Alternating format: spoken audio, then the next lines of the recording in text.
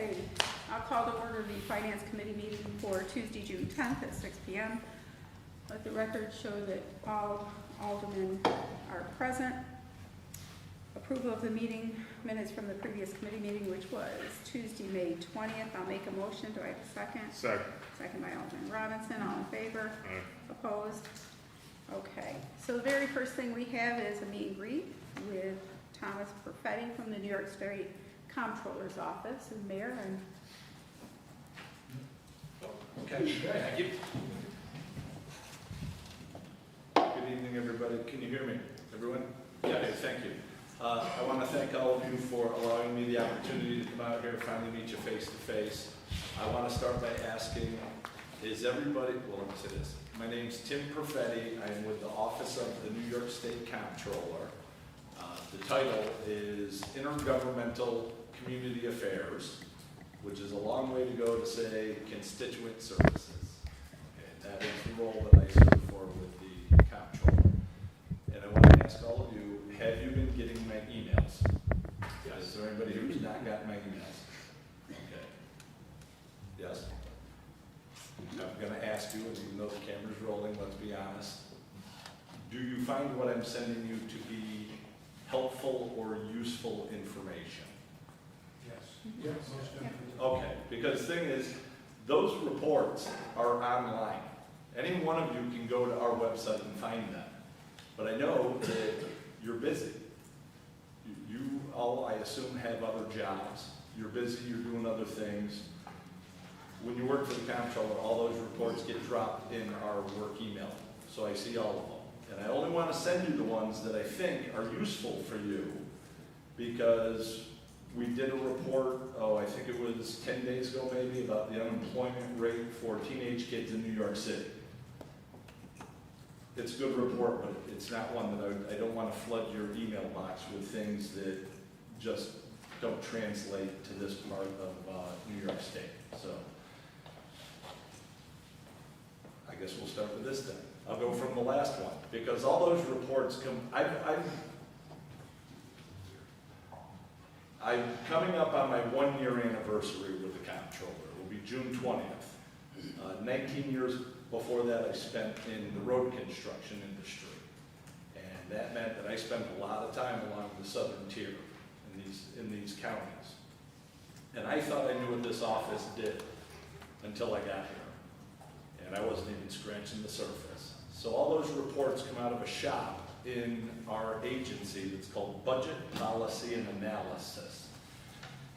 And what their function is they do reports on budget and policy issues, economic trends, and financial reports. So that's why I've been sending those things along to you. Now we'll go back to the top. Your pension, it's healthy. Anybody who's got a New York State pension, it's fine. I sent you the valuation that we were finally able to do. We had to wait till the year-end numbers came in from the fiscal year, and it's valued at $272.8 billion. This past year, we had a rate of return of 5.84, and all the Comptroller looks for is a return of 5.9. Very conservative, but this is an issue where being conservative with your pension, and since he is the sole trustee of the New York State Pension Fund, I can tell you that he does not make impulse buys. And he's got a great team of people around him that help guide him on what our investments should be. So your pensions are fine, they're healthy. We are fully funded, we're 93.7%, and that's considered fully funded. Now let me say this though, because when I went around to do some of my work in towns, the town clerks were saying how what they estimated their payment to be, right? Because from that 93.7 to get to 100%, that's got to be made up. And it's made up by the municipalities. The healthier we keep the pension fund, the less the contribution is for each municipality on behalf of that employee's retirement. But as I got into these towns, the clerks were telling me what they estimated the payment to be and what the bill was when it came in the fall. It was higher than what they estimated. And there's a reason for that. People wanted reform in Tier 6. You got reform in Tier 6, but it came at a cost. And that cost was $900 million a year. That's a lot of money, but any of you who are hiring, Tier 6 is not necessarily a recruitment tool because of how long you have to pay in, how long you have to serve before you can collect. But the reform doesn't come from us. That is legislative and the governor. If they pass it, the governor signs it, we will do what we're directed to do. Your pension is constitutionally guaranteed. So, if the sky falls, people who have pensions, and that's more for these people behind me because I assume you're part-time legislators, right? Your pension's healthy, it's fine, we'll be there for you. Also, the reason the bills were a little higher was during the pandemic, there were a lot of people that checked out. People who were 55 or had enough time in, got their service, they checked out. So our actuarials had to refigure numbers to stretch that pension out over a longer period of time because we have younger retirees now. So that's partly why those things occur. Oh, what we got? We've got the NYSLR's New York State Local Retirement System. We call it the Employee Retirement System, and also PFRS, Police Fire Retirement System. LGSA, that's the auditors. And I said something last time I was here, I'm going to refrain from it. Had a little bit of a backfire effect. And then I told that story in another municipality just last month, and it had the same backfire effect. So let me say this. With local government school accountability, that's our auditors. There is a strict wall between the auditors and regional representatives. A strict wall. Because we know this. Elected officials, when they hear there's an audit going on somewhere, they'll call the regional rep. Hey, do you know what's going on? No, I don't. And the reason we keep that strict wall there, one is so they can do their job, but even if there's a municipality under audit, I still have to do my job, which is balancing that constituent service. But let me say this, audits are not a bad thing. It's a teachable moment, right? Now, at city and county government level, you are actually hiring people with more of a background or a degree in finances. I say that it's a teachable moment more so when we get into the towns and the volunteer fire departments where, you know, we love the citizen legislature. Somebody runs for town clerk. They think $3,000 or $4,000 is a nice supplement to their income. And then they quickly find out municipal accounting is not like balancing your checkbook. We do not play games of gotcha.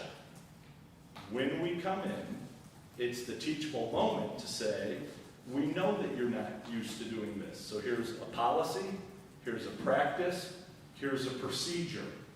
If you follow these recommendations we're giving you, you'll be all right.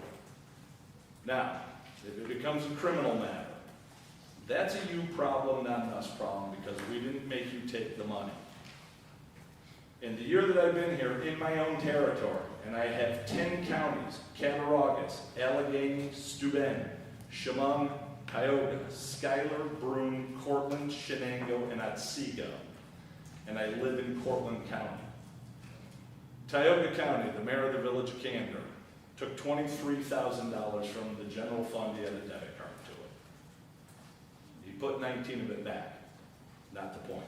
Never should have taken any of it to begin with. 2 counties over last summer. Did you guys hear about this in the news? Clerk in the village of Addison, $1.1 million over her career. The first individual under a law passed in 2011 and amended in 2018 to forfeit their pension is part of the plea agreement. But that has nothing to do with us. Once it becomes a criminal matter, We turn it over to the district attorney and the state police, and then when it came to that pension, that's between the DA, the defense attorney, and the judge is the one who finally signs off on it. Okay, we make no recommendations in those matters. All right?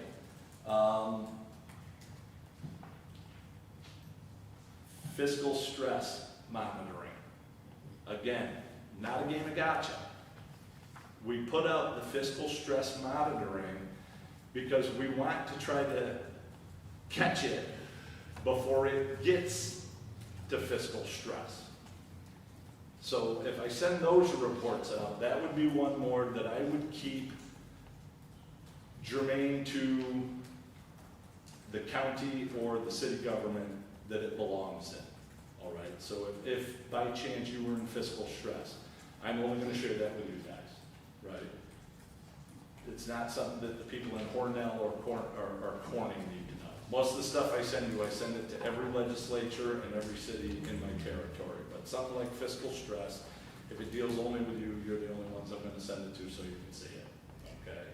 Is that fair enough? AFRs, are you guys caught up on your AFRs? Annual financial reports, they used to be called the AUD. Good, because that's one they're looking at this year. LGSA is looking at persistent delinquent filers. If that is the case, reach out. Reach out, because we will come in and help you get caught up. If you're 5 years behind, let's use 1 or 2. Let's at least get the last 1 or 2. Then we'll work on the stuff before that you're missing. But the posture now is the ones that are not only delinquent, just not turning them in consistently, are leaving LGSA to think, what is it you're hiding? So they're looking for that now. They are going to start looking at the persistent delinquent filers, and they may be getting letters or some consultation. All right? The Office of Unclaimed Funds. Who's heard of this? Who's gone in to see if they have unclaimed funds? Did you have any? Did you? Were you able to get them? How did you find the process of getting them? Complicated at all. Again, that's what you call me. I could help you with that. Okay. So unclaimed funds. I cut my teeth on that up at the Syracuse State Fair. And as you can imagine, it's a big party. So people are coming up and saying, free money, I want my free money. It's not free. If your name's in there, it's yours. It's not free money. It falls under abandoned property law. If you move from one city to another city, this was my first success with unclaimed funds. It was a young woman, she moved from Buffalo to Binghamton. When she got to Binghamton, they didn't have the same bank that she had in Buffalo. And for whatever reason, to her, whatever amount it was she still had in that account was not worth her, in her mind at the time, not worth her going back 4 hours to get, let's say, $50. The money that I think she thought she was writing off as a loss, the bank can't keep that. Statutorily, they can hold it for 3 years, but then have to turn it over to us. They have to report it to us as abandoned property. We put it on the website. She saw her name. We filled it out.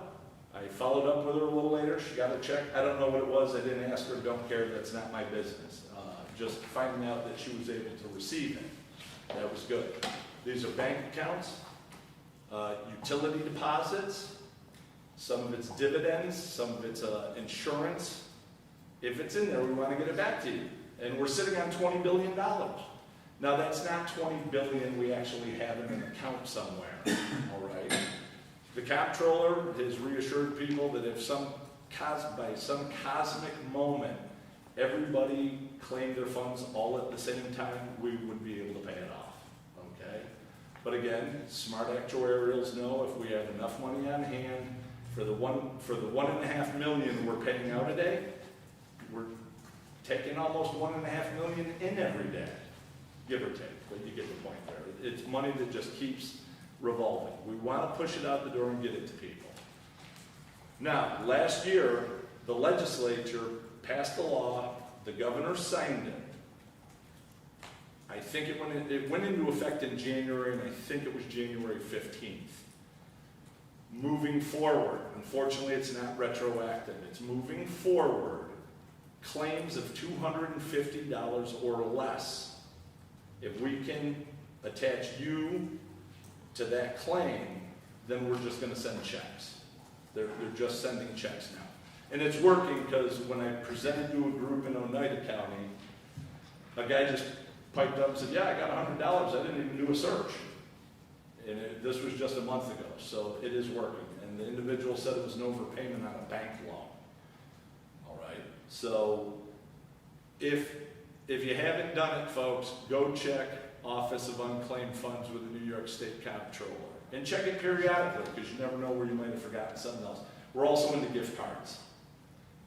Gift cards. I don't know how they do the magic they do attaching an individual with a gift card, but it does happen, and I had a couple of friends that I saw their name was in there. It was a gift card. She went in, she got like 2 gift cards, $170, and it was like 2 weeks before Christmas.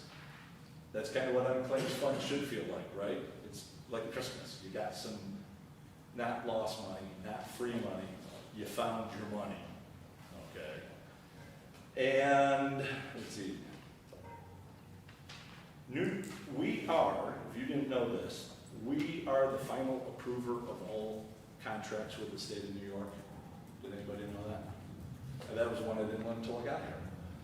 Has anybody ever heard of Open Books? Open Book, you can go to the website, look at Open Book and see. If you have a contract with the state of New York, this will tell you where the contract is. All right. A lot of it's boilerplate stuff in a sense where like your highway departments with CHIPS funding, that's not like an overly involved contract. Kind of boilerplate in a sense. But there are contracts that they get jammed up in the pipeline sometimes. If you can go into Open Book and find out where it's jammed up, then you call. We can work to try to get the contract to move along. All right? Sometimes the answer is we didn't get the contract yet. Some of it is we sent the contract back, and then maybe it is, okay, we'll get on getting that contract. So my role in all of this, and I said it earlier over here, I understand the frustration people can have when you try to call to get help to Albany. You just want somebody to answer the phone, but it doesn't work that way anymore. You can't call anybody and get them on the phone anymore, can you? Everything's automated. Everything's pick 1, 2, 3, or 4. What do you want? If you go to the website and it says 12 to 14 business days for a reply, and I'll defend the bureaucracy in this. If you proceed, why would they think any different than you want to wait 12 to 14 business days? Well, not that you want to, but you've entered a small agreement. It said 12 to 14 days. If you call me, and that's why I gave you a sheet in there instead of a business card. I'm down to 4 business cards, and the person that handles our business card matters had to take a leave. My business cards are coming. But I like what I gave you better because it gives you an explanation of what this division does. And it has my contact information on it. And it tells you the 10 counties that I operate in. If you reach out to me, we can help you navigate that minefield, the bureaucratic minefield, and maybe we can get you results a little quicker. All right? We like to underpromise and overdeliver. But I've had really good success because when it comes from a regional rep in an email to the people who actually need to see it, their response time has been very impressive. So if you have any business before our office in this county, in this city, I should be the first person that you reach out to. So that's all I got for you. Not my best presentation. I get a little nervous when the cameras are rolling. The camera puts 15 pounds on you too. Does anybody have any questions? Anyone? I just want to follow up. I wanted to mention, you brought up about the reports that you have been passing along to us. And I found some of them particularly to be helpful. I think all of us did.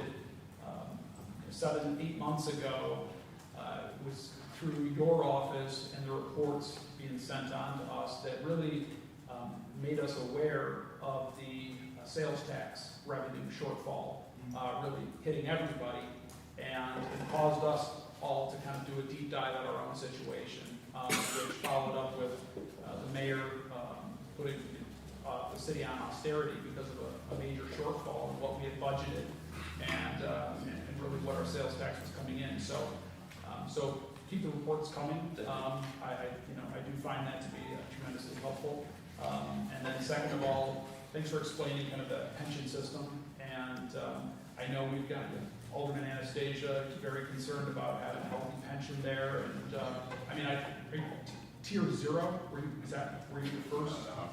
Tier 0? All right. So. Well, on the pension flyer that's in there, look on the back of it. There's some interesting information there. I think it says like there's 0.1%, I think it's 0.1% of tier 1 still collecting. Wow. Yeah. Wow. And I think it says with police and fire that there's literally only like 10 people in the state that are tier 1 collecting, and police and fire retirement. Bill?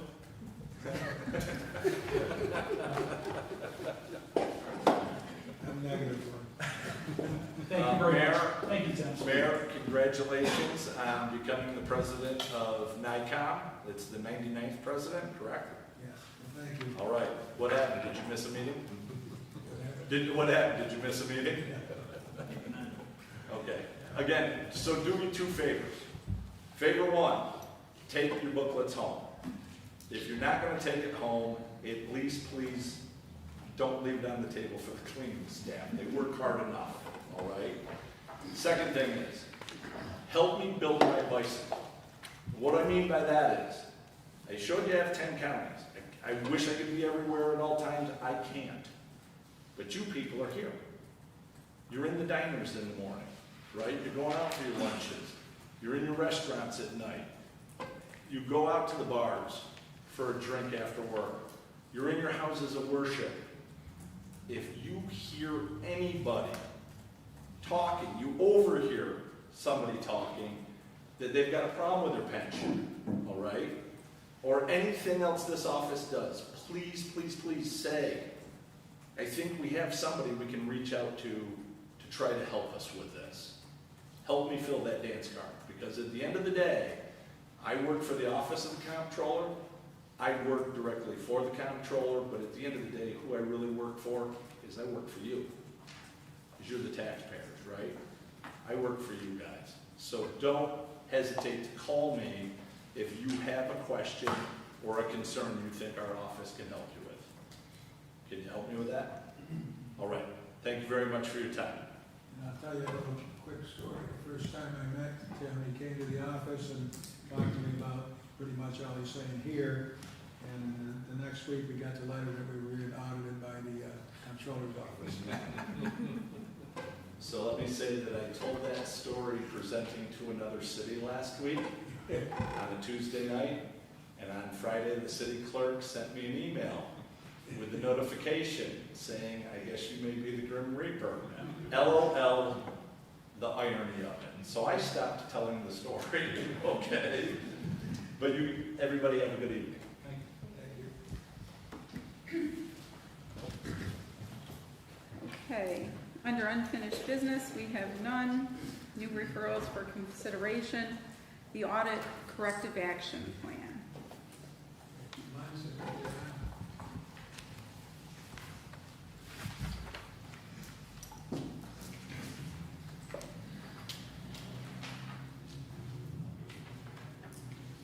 Actually, I emailed this to you guys yesterday, and I also gave you a copy of it today, that you look at it, and I'm looking at feedback.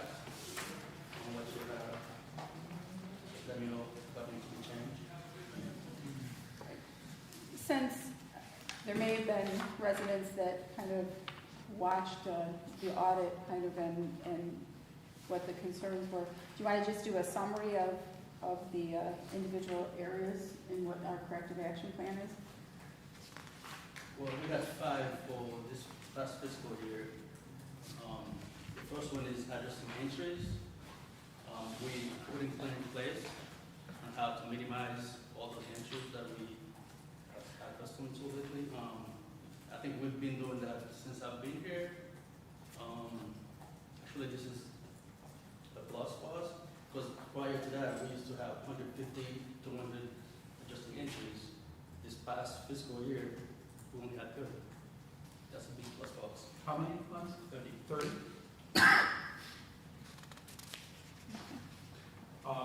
As a follow-up question on that, Lens, so the adjusting entries, so what is the approach that is going to further reduce the year-end adjustments? What, are you looking to keep up on those on a monthly basis, or what's the change that's taking place here?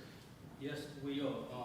What I've done actually since I got back from vacation this time is reach out to the independent auditors and see what I can help them with before they get on site for the next audit. That's what I'm working on right now. Okay. Which is why the report for May is somewhat delayed, because we have to do all those entries before we move forward for June. And the next one we have was reconciliation for GL and capital projects. This one is a big one, because we have so many capital projects. And what my suggestion is, we should have some meetings monthly with whatever the project is for, the DPW, fire, or whatever. So we could talk about those, where we are, and the budget on those projects, so we could have a better handle on those ones.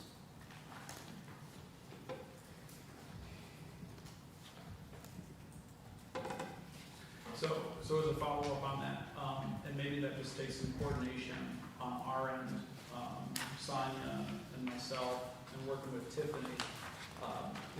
Our goal has, for long standing, has been to have capital project reviews presented to the council, if not monthly, quarterly. And that really hasn't come to fruition unless we've requested it. So what I think we should do is just ask Tiffany to just put it on the agenda. And even if we were to do that quarterly, that then holds everyone accountable to do a quarterly report out on capital projects. So Is that feasible?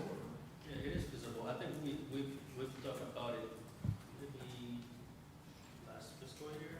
Then we did some meeting for 1 to X. Actually, we did that. Just a summary of what we have and where we are and what's still outstanding. And what I give you every month is summary. You do, All yes. capital projects, what left to spend. I don't know, that may not be enough for you guys. Well, so from an accounting I guess I would go from an accounting standpoint, it's important, but also from a project management standpoint. So now I'm looking over at the DPW director. In 3 DPW directors ago, I think, there was a more formal process of presenting out, giving the council an update on where these projects are, what their status is, and so on. So not only from a financial standpoint, are they below budget, above, are we running close, are we tapping into contingency, et cetera, but also just from a schedule standpoint. And so I think that we could get a lot better on that from a transparency perspective. Yeah, because when we get down below, all capital projects must have an approved budget along with a financial schedule maintained by the department head and submitted monthly to the common council.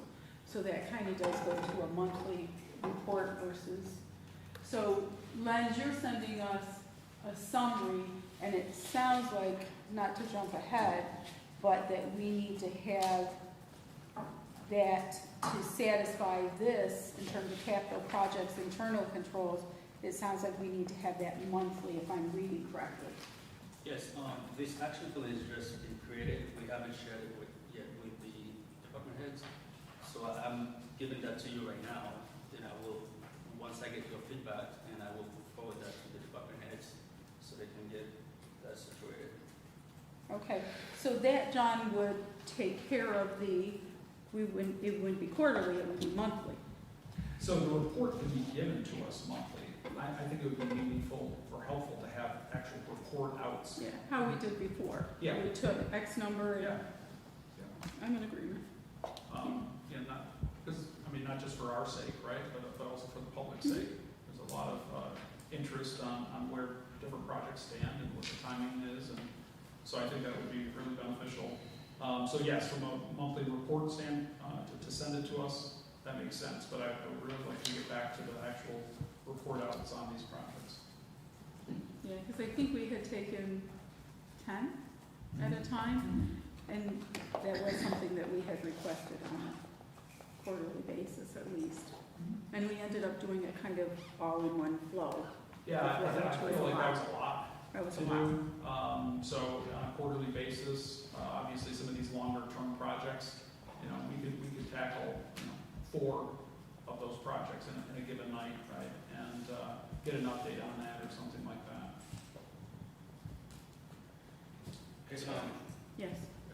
We're also talking about 2 separate things. You're asking for a report on capital projects. The 10 were on capital funds, which were also just standing capital funds. So I don't see a problem with a quarterly report on the capital funds, but on the capital projects, it should be monthly Right. on a current project. We can differentiate between them. Agreed.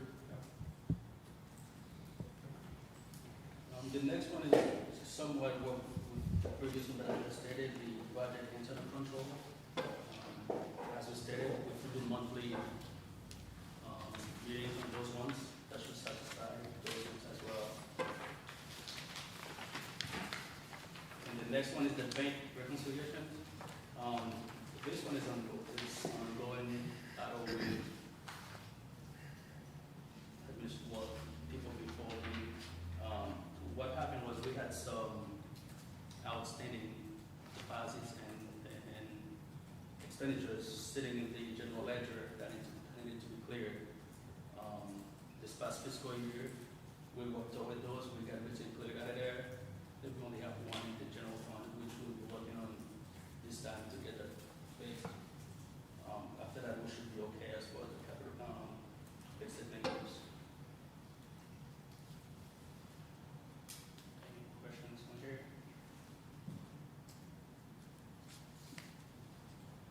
And the last one is the recording policies, procedures for personnel. Before myself in the office, we do not have any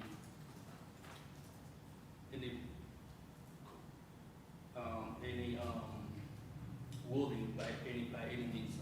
We have nothing. It's all he said, she said. We don't have any pullback or anything as far as the records, what to do and what not to do. We started actually to have a book that I put with me here. Like desk procedures, Lens? Correct. Yeah. This is what we started. Yep. This is for my office, internal control policies and procedures. And you'll find the same thing also with my account payable. They started the same thing also for payroll. They started one too as well. So I think we're making good strides toward that to get it resolved. That's one of the things we got done on the last audit we did because we didn't have any grading policy. So I truly appreciate your putting that together, but I find it a little incredulous that we did not have written policies and procedures prior to this to reconcile. I mean, that's just the standard book practice. So Yes, it I is. appreciate you're It is. doing that, but I mean, I went to, actually, he just left the state controller's office. That's why I pulled all Thank you. those policies and procedures for any task that we do in the city. But the thing is, when I got trained, just, hey, this is what you have to do, but there's nothing in policy on where. nothing to back it up or substantiate or for anyone to follow. That's concerning at the very minimal But, actually, I think that needs to be formulated, in the short term. So do you have a kind of projected date for completion of kind of a set of books, so to speak? Well, what I'm gonna do is every so often we'll add something to it, because it's a work in progress. But right now we have mostly everything we have in there, we'll get you to what you want to do in the office, everything is there. Every year we'll add to it. So I have a recommendation. When I first became a director, one of the things I went was to other directors who had been there for a significant amount of time. So my recommendation would be to go to a city or, that's in good shape that, and see what they do. I mean, I think that I don't know as we can, I appreciate what you've done, Lynn, but I don't know as we can wait to add to it every year. I think we need to have the set of books and practices in place in the short term, and I would encourage either, whether it be through the office or through going out and sitting with, I don't know if you find out the city of Batavia has great policies and procedures. I mean, one of the things I know that New York State did was kind of take my policy and procedure and show it to other programs and stuff. So I think that has to be a really short-term finite goal. Any other thoughts on that? The other thing I'd like to say is, I'm sure New York State, the Office of Controller, and now that Bill's the president of NICOM, I'm sure there's conferences out there for certain departments, like department head, city clerk's office, the auditor's office, and I'm sure that there's meetings that they have periodically throughout the year, or at least a conference that Frank could go, or Lens could go, or any department head could go to learn policies and procedures and find out how network with other department heads across the state to see how they're doing things, and then with the guidance of the controller's office. So I'm sure there's things like that out there. Am I correct, Bill? The Joe's office have pretty comprehensive training that can be done through watching webinars online, in person, as does NICOM. Because I don't think we need to reinvent the wheel. We need to just find best practice and implement it as to how it will work within our system. And to that end, I know we've talked about looking to find a system for our books that works versus Excel and all that, so that one, it's not so labor intensive, two, and two, that we can be certain that what we put in is what we need to get out. On that topic, I do have a meeting set up with ClearGov for budgeting software. It's only 30 minutes to 1 hour call. We'll have that on the 25th of this month. Based on what I'm hearing, I can have give you guys some type of presentation down the line to see if that's something feasible for the city to do. Both Sonia and Dave made a valid point in that, the position that you hold, it really would be beneficial for you to even start, going to the NICOM events from a networking standpoint. And I don't know, maybe you already have built a network, but it would be very helpful and supportive to have counterparts and peers, whether it's the city of Jamestown or Cornell or someone that you could reach out to and say, have you guys ever run into this problem before? How did you fix it? And how did you guys address it? I think most of us, at least in our private sector careers, have relied on that sort of arrangement. Just thinking that, whomever's in this building is going to have all the answers isn't necessarily the best way. Someone else has probably fixed the wheel and put the wheel back on, so there's no sense in reinventing it. So I would encourage you to look into that. Alderman Robinson and Alderman Fair. Oh, I just wanted to make sure that we have some type of timeline set for looking for a software, getting it implemented, getting the necessary training, the transition from the software to the software from our current way of doing our work. I would just like to see the software get changed sooner than later. You know, you always hear about government being slow, but this is something that I think that we need to get going soon. So it's good to hear that there's a meeting coming up with potential software people, but if there's others, maybe we can line up 2 or 3, find out what's best for the city financially, and all of those check all of those boxes, and then go about getting that implemented here soon. Would it, Alderman Robinson, would it be worth, Mayor, do you think we could explore an RFP on something like that to reach out and look for software, or do you guys, have you already have in mind particular software systems, or? I don't think we have a particular in mind, the Lens has been reaching out. What we can do is reach out to other communities, find out what they're using, and see what they're, see what software they're using, and then if it comes a time for an RFP, Okay. then we can do that. Is there anything affiliated with the iWork software, since that is built for municipalities? Is there a section in there that's designed for? I'm not sure, we could check into that. Alderman Benyon. I just was gonna say that, this same conversation has happened annually, both budget years I've been on the council, as a result of the independent audits.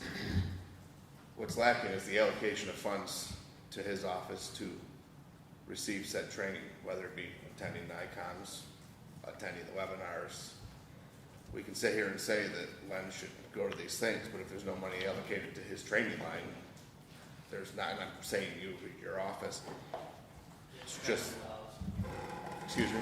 Got $100 in travel training. That's my point. While other ones have received higher travel trainings and things like that, every single year, the independent audit has said the same exact things, and no action has been taken, no money has been allocated to that. So, while this is all good conversation, until some money actually gets allocated that he can use to do that, we'll just be having the same conversation next year. So then the question is that, Mayor, I guess, looking at what funds are needed to be able to provide training and resources. I do think, I remember just starting out and learning more from the other directors who had been in the programs for a lot longer, and learning how to do things than I think from even trainings and stuff I went to. So I guess I would ask the mayor to put together a plan and come back to us maybe at our next meeting as to what's needed for training dollars, and a training kind of budget and plan, so that we can make sure that when we have our next audit that these things are taken care of and we have the software attached. And I know there won't be a cost right now to the software because we're in the research phase, but. Yeah, so Mayor, could you work on taking a look at the budget, or taking a look at what would be necessary for the council to allocate to obviously, I think all of us collectively support investing in the auditor's office, and what would be an allocation to set aside to really beef that up. Yeah, we'll put something together. Okay. Tiffany, can you put that on for a discussion item for finance, a follow-up then on the 24th? Thank you. Any other feedback, questions? Okay, Lance, thank you for getting out the updated adopted budget both by email and hard copy for me. This isn't on the budget on there, but I wanted to make sure that we said, I know the mayor sent out that the revised tax bills are correct, and that there is some confusion, the total tax levy, and honestly, I called myself too, because a couple of people had called me. So what you see is the total tax levy that is required to be on there, which is 5.45%. and that is the change over the last year's tax levy. However, if you multiply everything out, you will see that your taxes are accurate on the yellow tax bills that went out. Anything you want to add to that, Mayor? I do want, yeah, one thing is, yes, that's absolutely correct. But I want to just let the public know that anyone who has written a check or out of a trust fund or a fund, that the check has, or the refund check has to go back to that fund, unless we found out today that the city attorney, unless the check was written from an individual other than that trust account. So if it's written by, let's just give you an example, let's take, I have a trust account, okay? The trust is, let's say I have my house in trust to my children, and I don't have a checking account attached to that, and I wrote the check, my personal check to cover those taxes, then the refund can go back to me once we verify that the personal check was actually written. If it's on a trust fund that has a checking account attached to it, the money has to go back to that trust fund. So we ran into a couple of situations like that today where people couldn't get their checks cashed. So that's the way it's going to be worked out. Any other questions on that? I do have a follow-up question, just since, JR, we had talked about the capital projects, and, I think there's enough time to put something together, but I guess I would request the mayor and our DPW director, could we by the 24th get a report out on, we've got 3 major construction projects taking place, and I don't think we've really talked about those publicly. We get our updates, monthly, but I think it would be beneficial to get a report out on the status of East State and South Union and Splash Park. From a budget standpoint, estimated to complete, actuals incurred, and then from a schedule standpoint, where they are, what the timeline looks like, and I think just again those are some major projects. There's still a lot of questions that take place on where we are, and even some confusion amongst us. So I think that would be really beneficial if we could get that on the agenda for the 24th. Is that possible, Will? I think it is. Yeah. Thank you very much. And then also, unless if this will be too soon, the final kind of cost savings from the hiring and spending freeze for ending in May. Were you saying in the email that by the 24th we would be able to have that number? Right now, I have account payable, trying to pay all those bills for May. I'm hoping she gets all of them done by then. If so, I can get that report ready.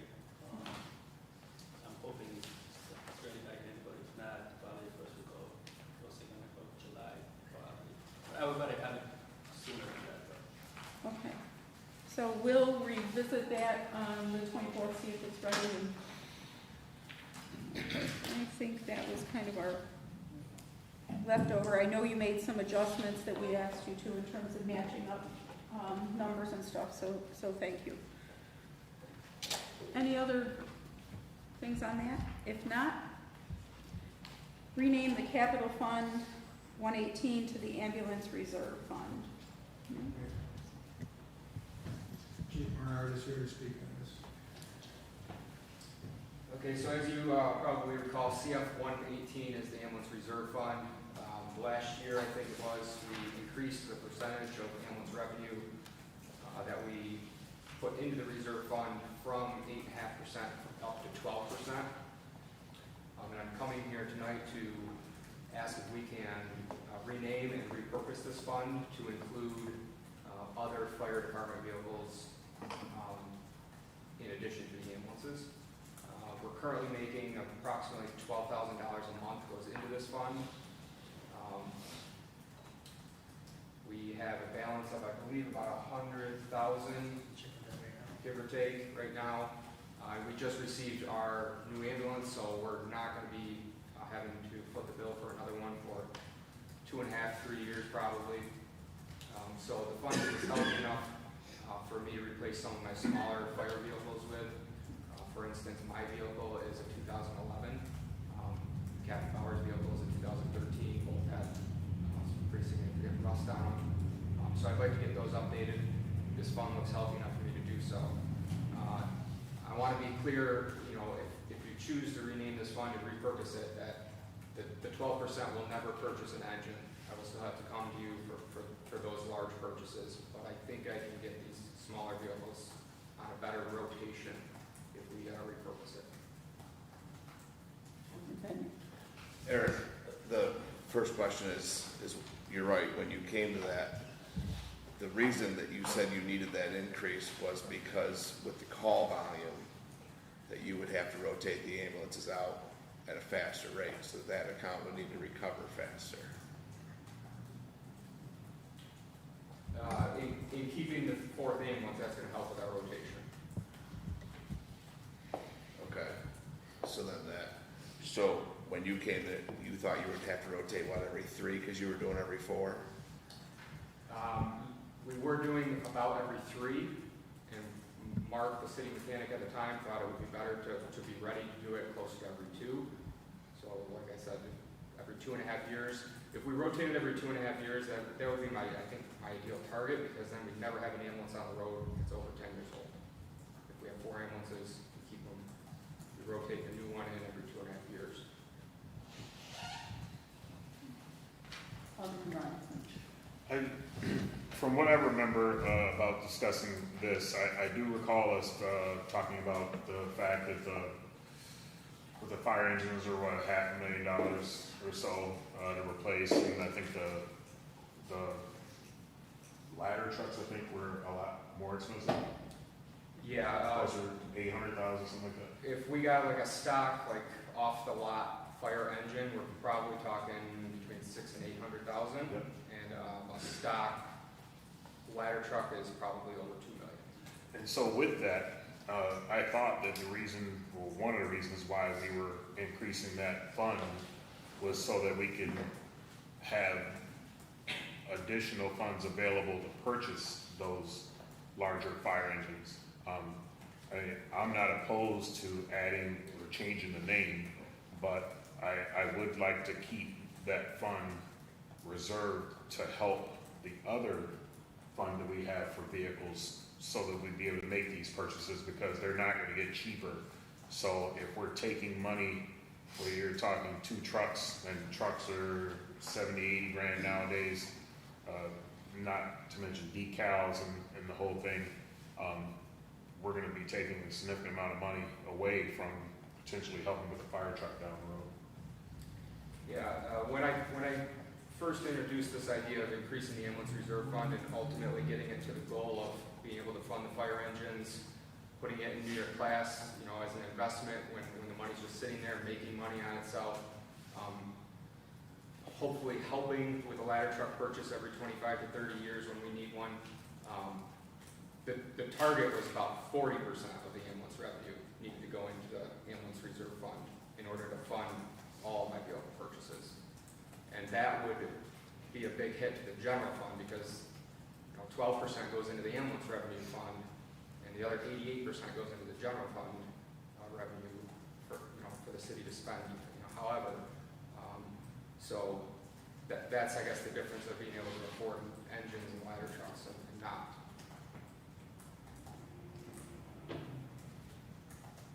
So would it be prudent at some point to look, if the goal is to have this fund be self-sustaining, so to speak, and purchase kind of all the vehicles down the road for the fire to, and you may have talked about this, incrementally go up a little bit further to 15% or so, so that you would have that in reserve to be able to pay for those ambulances versus and down the road a fire truck?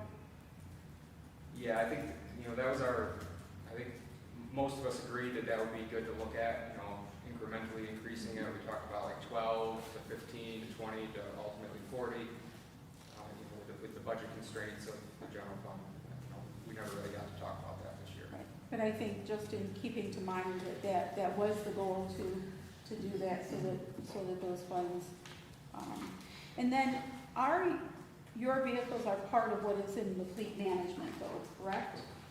Yes. For the trucks, for the vehicles for you and for Captain Power?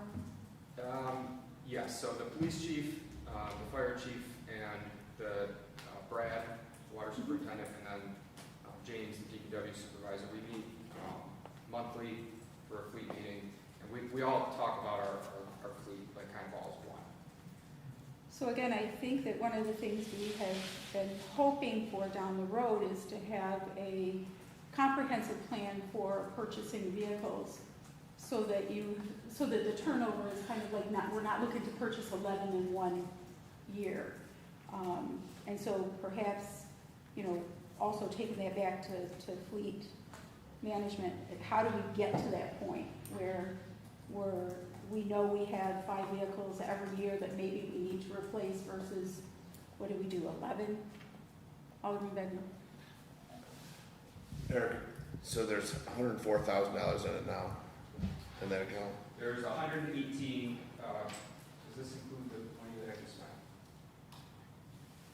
Okay, there's 118, but I just spent about 11.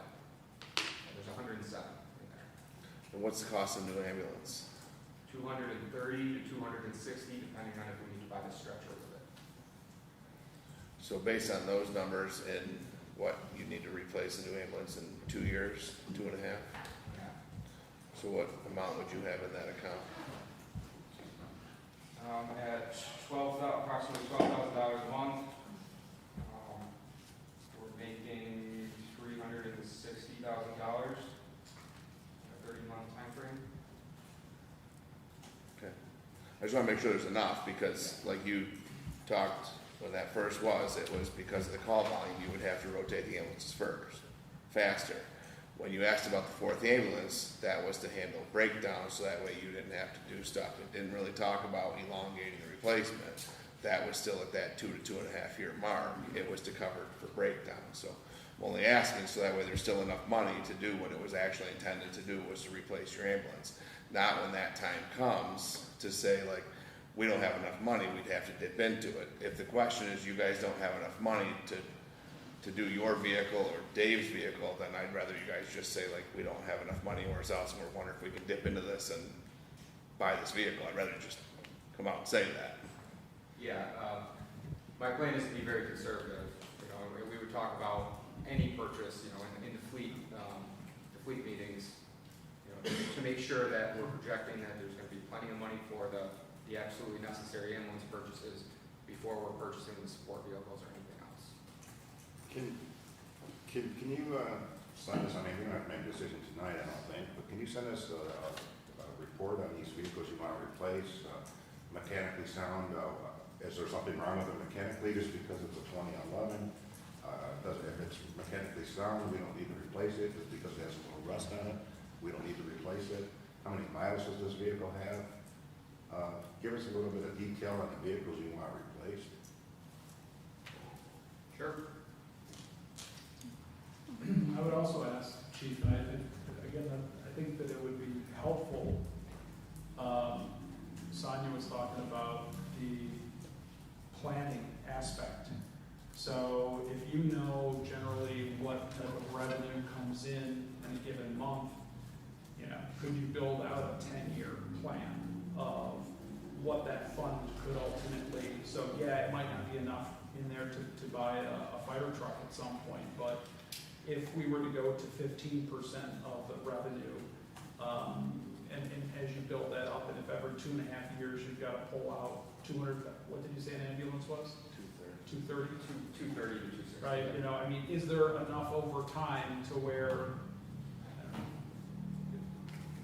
just some projections is what I'm saying, what that fund could amount to, and then every 2.5 years you're subtracting 230 from it for a new engine, and just see what the compounded effect might be, if it could amount to something that is material to where it could maybe buy one of the smaller engines down the road, 10 years from now, I don't know, but, could you just give us some of those could you include some projections like that? please? Yeah, absolutely. All right. Then that would also just include projecting increased vehicle costs. Sure. 230 and Sure. 260 today, but in Yeah, next yeah, year it yeah. might be Yeah, 270 to on the 300. bright side, our revenue also increases with inflation, you know, so the reimbursements increasing, the price of the ambulances are increasing, everything's just increasing, so.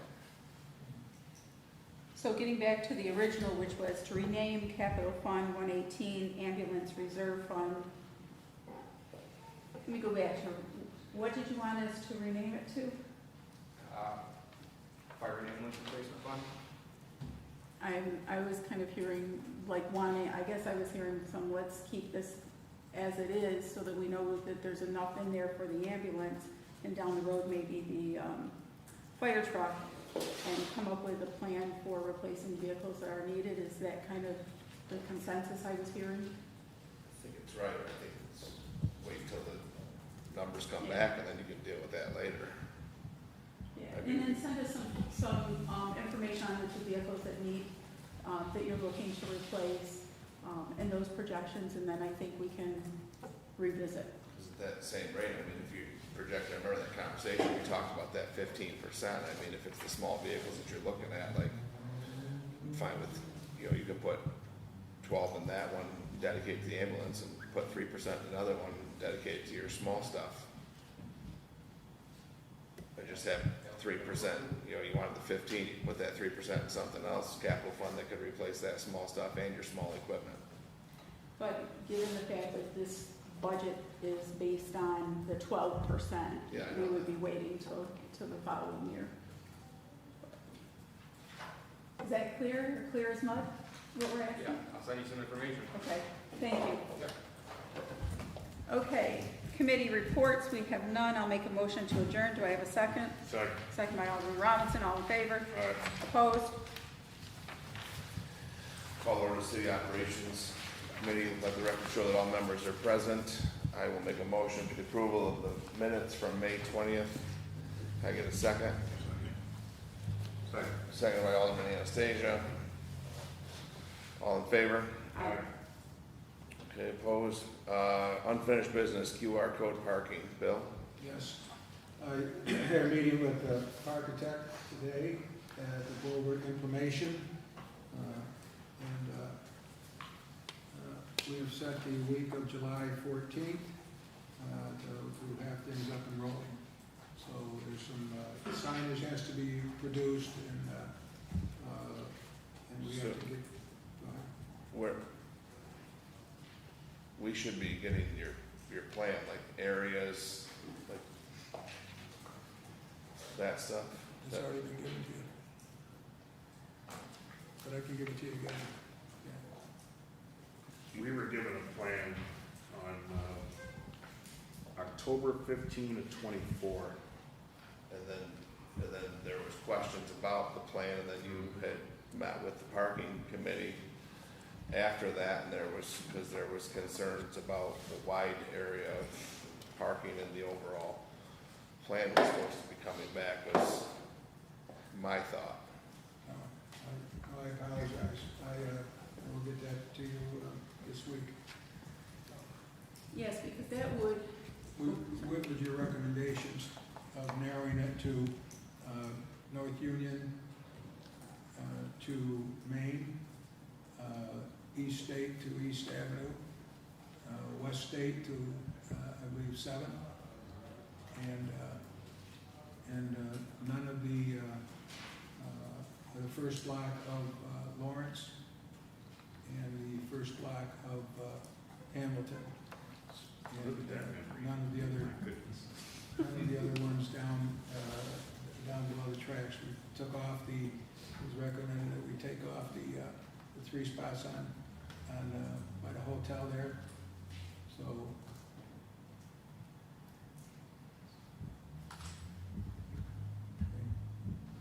So I guess I just asked to send that out, and then if we can put this back on for 2 weeks out, and that way if anybody has concerns, sorry, that was never, It was where the discussion was held during the budget talks. So, Son, Because I think part of what we were looking for is what, with that adjusted area, what the would that affect the projected revenue, and how much actual revenue would there be given the cost? And I think that's what we were looking those are the other for. questions that were asked, and so now it would have to be adjusted based on that. that was discussed during the budget talks. We talked about how much revenue. And Was like 106, 104? Yeah, about 108,000.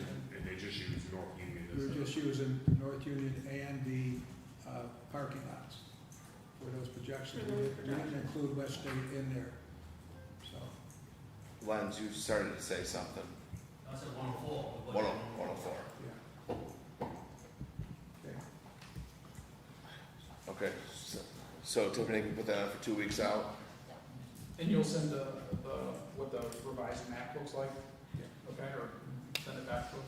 Yeah, and then, I'm sure we have it somewhere then, in the budget, the actual projected costs, if that would change for the program and the system to get it up and rolling. Yeah, that should all be included in that.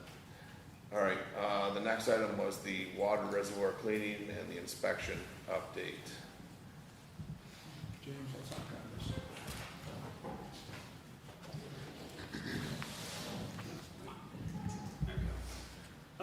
So we have been working on this. Brad Camp, our sewer and water supervisor, has completed the final draft of the RFP. I have to read that, and so that will be finalized this week and then publicized for bidding. We did back up. I know when we talked about this last time, there was confusion about whether it had already been bid and authorized or whatnot. Those resolutions appropriated the funds, but we didn't actually have a contract award. Was Brad's recollection and explanation. So we'll have it on the street end of this week or early next week. Any questions on that? Okay. James, how long would that RFP be out for? I'll probably leave it out for a month because we did include the mixer in it. So it's the inspection, the cleaning, and the installation of the mixers. So we're going to ask for the potential vendors to give us a proposed sizing for those mixers. So I want to give them some time to get that right, if you will. Okay. Under new referrals for consideration, I guess this is old business too, but 301 West Oak Street. Dave, you want to touch on this? Yeah, we received an email, I don't know if we all got one or not, I know John had it. It was from Chris Farwell, I think his name was. His child has been critically ill, and he's the one that purchased that land on Oak Street. And because of medical bills and his personal life, he's asking that permission to, I think he, look at his email, I think it was to give permission to sell the property, so to go back onto the tax rolls. It was to be released from the agreed upon obligation that was set forth with that, the sale of that, I believe was there two questions in that? Or was it just that? I can't remember if they were extended or. No, it was to release the, Okay. it was to release the, yeah, and work with whoever is the new purchaser. But if we agree to release from the obligations, then the new purchaser should be able to Yeah. do whatever. His email is, we're asking the city to release us from the deed restrictions so that we can sell the property. We're at a minimum, we'd like to ask the city to show grace to the new owner and either release them from the deed restrictions or give them significant extension to complete the project. That's That's what I was thinking. And you said you had a few people interested in this project, but it would need time. So, Bridget, what would be the best way to do that? Just release the deed restrictions or let them sell it with the deed restrictions and ask the new buyer to come and ask for extensions?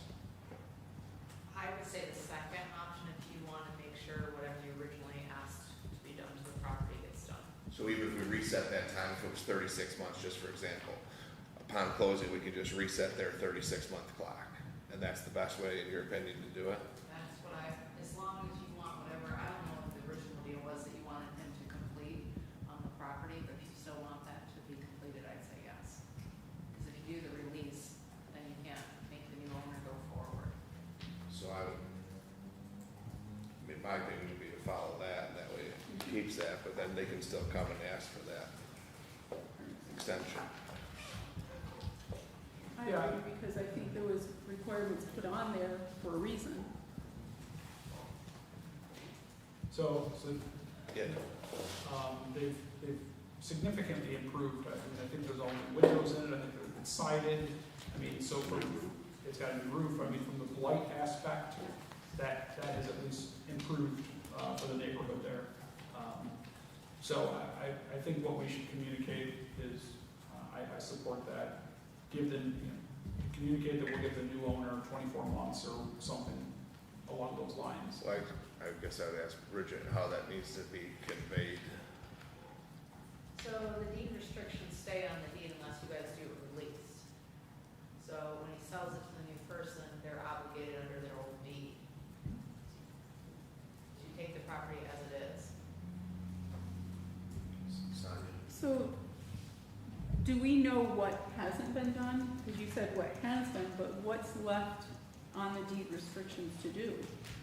Because it sounds like, I mean, I guess, Internals, the inside. can you just explain the difference between a deed restriction just, or was it part of a sale contract? Are they the one and the same? No, so the deed is what shows that you own the property, and on that deed it says that these things have to be done within this time, or essentially you guys can kind of come back and get the property.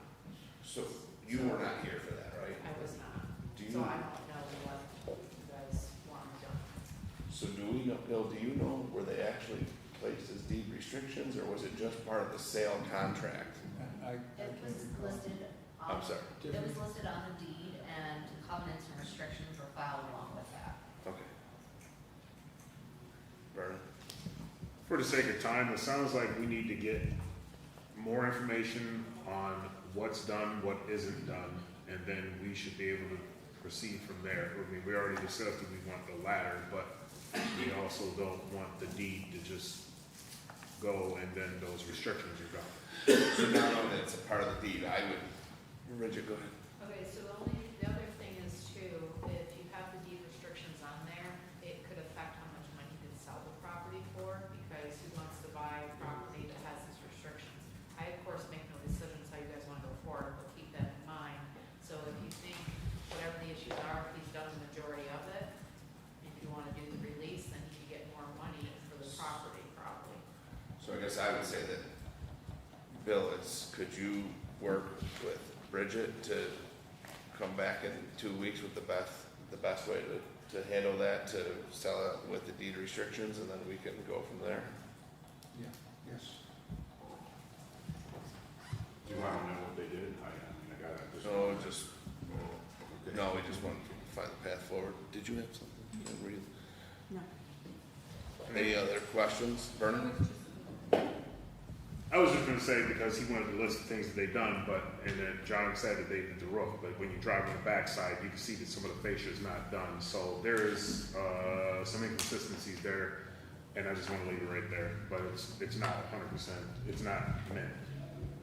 Sonia, did you have something? I was just gonna say it would be helpful to know what's left to be done as we go forward. And I think that could all be part of Yeah. what they want to bring back. They can comprise that, they can come back to us, not Bridget, but Bill or whoever, and then say the best path, here's what's done, here's what's not done, needs to be done, and the recommendation on how to transfer the property. All right, 1103 and 1107 Buffalo Street drainage. John, you asked for this. Yeah, so similar to the situation that was brought before us just a week or two ago, Buffalo Street was repaved. Two of my constituents stopped by my house to inform me that due to the way that the contractor resurfaced Buffalo Street, it now goes right up to the lip of the driveway. And so there is no more of any sort of 1-inch curb. 1-inch curbing, is that what it is for a driveway, to prevent water from going down into their yard and into their basement during the heavy downpours. This is a situation we talked about. I explained to them what we did on whatever street it was, Oak Street, right? And I asked Director Sprague if we could have someone go over and take a look at the situation, and if possibly milling down the area in front of those driveways would be beneficial. I don't know if we could get a timeline on a response, if Dave Crandall can take a look at that and give us an assessment of this area. So, yeah, the city engineer has already looked at it. Right now, we have out for bid our annual paving contract, which is, that contract includes the curbing work and whatnot. So once we get through that process and we've selected a contractor, then we'll be able to move forward and address these situations. So on a road like that, just a question, is there a way to just mill down some of the top coat rather than go around building up all the curbs? Because it's probably, as John pointed out, it's gonna be a slippery slope, so that's, I was wondering, because it was a top coat, it was paved over, so that's what I was wondering, is there a way just to mill that down along that, to put that 1 inch along that street back in? There certainly is a way to mill it out, but the controlling factor is the storm drainage structures. So we have to look at the storm drainage structures and see if we can mill something out and still get water to flow to the structures. Okay. Thanks.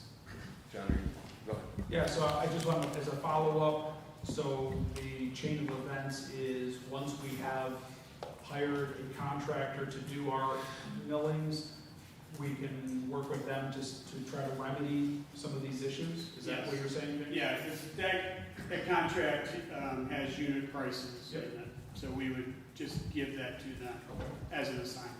Okay. And it was the paving and curbing, the contractor that does like the repairs, right?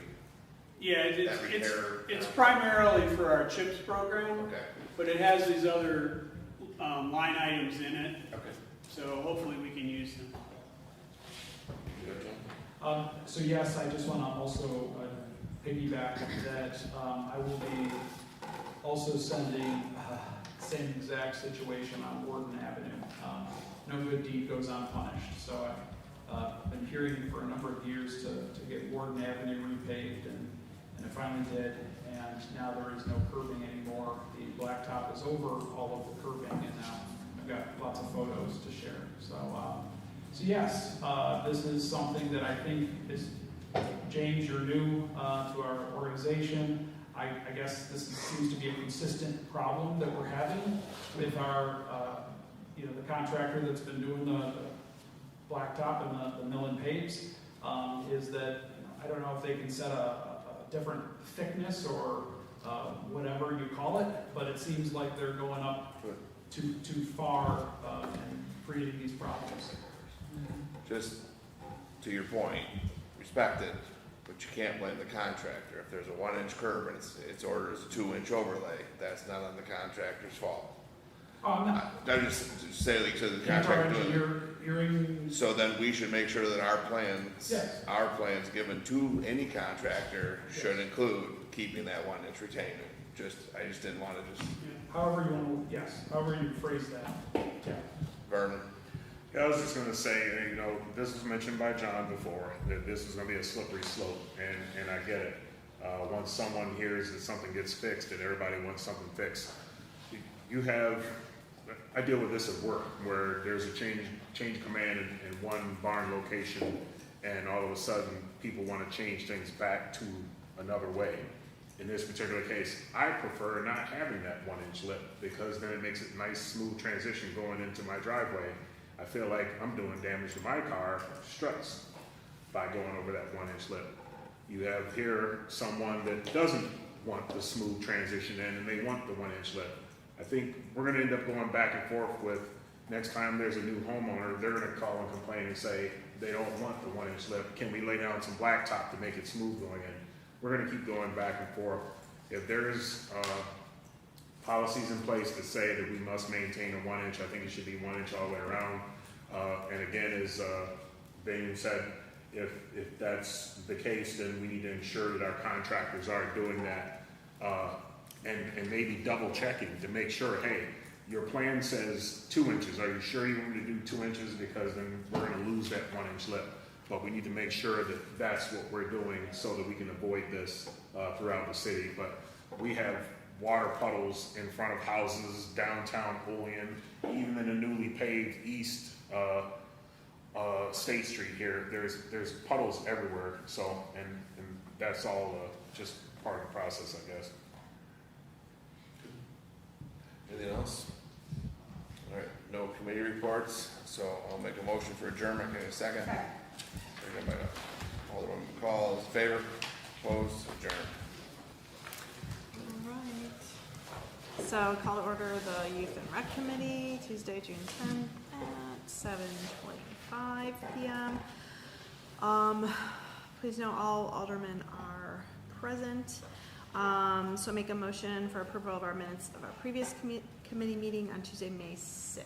Can I get a second? Second by Alderwoman McCall. All those in favor? Aye. All right, so unfinished business, the splash park fees. I know we talked about this on May. I heard from just a couple people about the fees that we kind of talked about, interval fees, so every 2 hours, and there's a parks that, like a reservation system, there's parks that are doing that. I know I sent a message to the mayor if they had any research on the reservation system, but that people have been out, so there's no new update there. So while I have you all here, I think, you know, we should have at least what we want our fee structure to be, or some consideration, so that can be decided to give to Chris and the mayor as we kind of move into the summer months. So I know, Vernon, you emailed and said, you know, don't reinvent the wheel, and the other places that are doing something that have parks similar to ours. Yeah. I talked to Chris today, and Chris and John Andor are gonna take a ride up to, I think it's Tonawanda or North Tonawanda, where a park went in that's very similar to ours, and it has the reservation system. They're gonna take a trip up there next week and gather information and bring that back to us. Great. Perfect. So, 2 weeks, do you wanna, or next time we meet, is 2 weeks, or do you wanna go a little further out? How soon are they gonna do this, Bill? We're gonna go next week, so we should be able to have something for you. The 24th? Okay. 24th, yeah. Okay. So Tiffany, can you put that on? Okay, so the next one was the franchise park proposal. I know we talked about that, I think in May as well.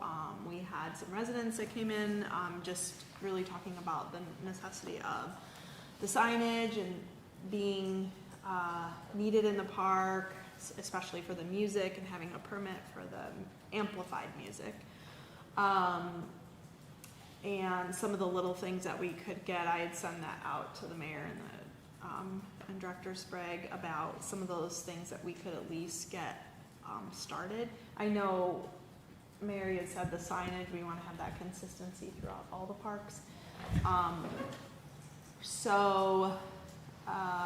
Again, if it ever stops raining, we'll be in park season. So I don't know you know, what do we need to kind of move forward on some of these things? We'll get, now that we have, we have our, we do have a couple of summer help that we can get going on some of this stuff now. Parks have been busy with getting the parks ready, as you know, with all the rain and mowing practically every day. I know. So, but there are things that Dr. Sprague and I have talked about them, and we'll be getting some things done here.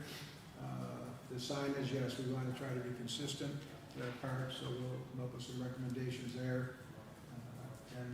Now that we don't have a spending freeze in place, we'll have money in the budget to work on things. Okay, yeah. Sonia? So a couple things. One, in terms of signage, I would like to see whatever signage we have, maybe to have a QR code that links to information about the parks or such, or at least the, you know, the rules in addition. The other thing is, we had talked about that dedicated $50,000 to be able to repurpose, reutilize that, and that's something that's already set aside. One to put some signage on Union Street, which is where most people enter the park, and a few other things. So I guess if we could get, because I think we started with that last year, if we could get a timeline on those things, that would be great. And then also, there's at least 3 dead trees down there that we need to have looked at for removal. Because if I look at them and can tell they're dead, then they must really be dead. No bark, etc. So I think, I heard through the grapevine there was some kind of tree meeting on June 2nd. So I don't know if that was part of what happened. Alderman Robinson's on the committee. He goes, I don't know about that. We haven't met in 2 years. So, but perhaps you guys could set a meeting because there's lots of tree issues. So if we could get because all those things were identified that I think we just needed figures for what was the cost going to be for that, and we had that dedicated $50,000.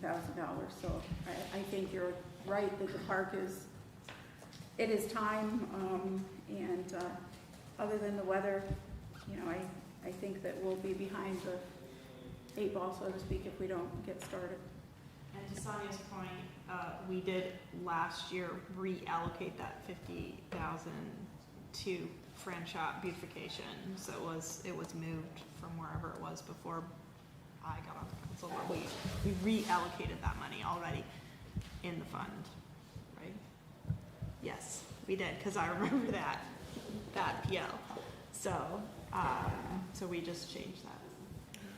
I just was gonna ask then, maybe Director Sprague can give you a report back on the types of trees, because 2 years ago, substantial money was put aside for the ash tree program that we haven't gotten a report back in quite some time to the status. So if those are those types of trees that money is actually already allocated to that program, and like I said, we haven't heard from that in maybe a year on that ash tree program. Yeah, and there was money left in it. I think Lance had told us, I can't remember what it was. There was money left. We got, I think, one report from the inception of that program. There was one report given. There was some money reported back, but that was a while ago. So I don't want to talk about that right now. I just was going to say like that you should get a report back on that program and see if you could qualify those trees under that. Yeah, and that is a good thing, because if that is not expended and we have gotten rid of all the ash trees, we need to really put on the next agenda the dead trees at Oak Hill Park. Can we just submit those? You can just submit a picture or something and send it into Amber, and then they can go through that process from there. Take some pictures and stuff for that. Yeah, because one of them hangs over like the trail in there, so, and limbs are falling off and stuff. Okay, so we'll send a picture of the trees. Yeah, I think I still have pictures of Yeah. trees. And as far as then looking at the signage, and maybe in your research, thinking about that entrance sign on Northview, as well as the park rules sign.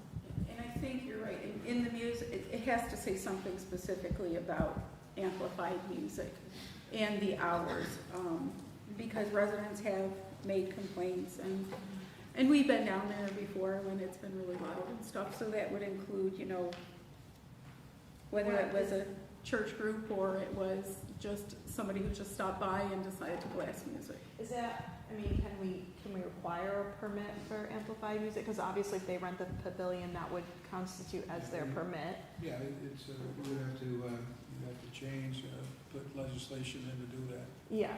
Yeah, I think that would be, I think we should do that. To put in a thing to require a permit for amplified music. Yeah, go down and play your music, whatever you want, but just don't put it on an amplifier. Can we create a PL for that for in a couple weeks? Thank you. We'd have to work with the city attorney to see what, Whatever. are you gonna set, decibels? How are you gonna do that? So I think we need to do some research on this. As far as having the details in that for what constitute amplified music. So. Wouldn't it already fall into the noise ordinance? I was gonna say, we have to do Let's- I was just gonna say, Good. it's a slippery slope. When I first got on the council and I redid that, there was a lot of reluctance, a lot of hesitation. There's a lot of proofing you have to do, and it's a difficult thing to do, to add decibels. Okay. I mean, this is something that, the city attorney's gonna have to look at it, and you're gonna have to come up alternatives. You probably have to look into other municipalities to see what they do, how they handle it. But I know there is, we may have to amend the noise ordinance too. I can't remember what chapter that was, but we may have to amend that as well. So, as the mayor said, there's gonna be a couple of things there, but yeah, we probably ought to get the lawyer involved. The lawyer was involved with the previous one too. Yeah, I'm gonna send a request to the attorney just to get some details there. Anything else on that? Okay. Good.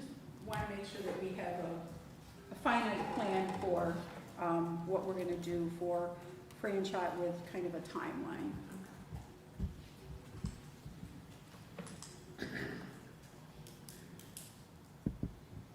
Yeah, so I can just, again, resend that out with the things they're gonna work on, and then we can have that in the 2 weeks, so.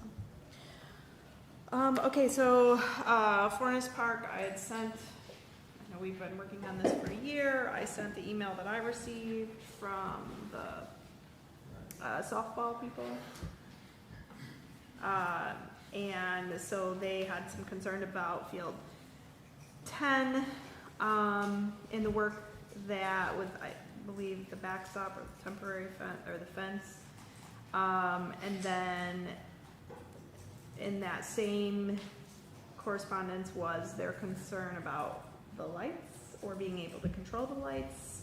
But I don't know what has been, what permissions have been in place before with the lights on the fields. Do the teams? So what we're doing, I'll go to the lights first. Each league representative will be given a key to the lights Okay. in there. The city electrician and the IT department tell us that right now they're working on a way that they can access the lights through their phones without getting into the city's mainframe. So they have to work that out. So, but we have keys ordered. Each one will be given a key, the league, and they will have access to turn the lights on and off that way. Okay, perfect. Right now, we have the city electrician is putting them on a timer so that they have the lights right now. Okay. And field 2 and field 1 and 2, we still have to complete the new lighting there. They've worked with the National Grid, they got to put in new panel boxes, I believe it's called, that they have to put in, and so they're working with that now. They had to put in a new base and everything there. And the matter is to get a lift in here to put up the new lights, and then we'll have that there in the same situation there. The key will open up all of the access panels so they can turn the lights on and off. Okay. as for Field 10, we had the city engineer working out the fencing and the backstop, and we ran into, got up high enough where we have to go through the city's procurement policy, and with the spending freeze being put on, we didn't move on with that, but we can move on with that now Okay. and get that done, so. All right. Thank you for the update. I appreciate it. And communicate that information. Any other? All right. Well, no referrals for consideration, no committee reports, so motion to adjourn. So moved. Thank you. All in favor? All right, great.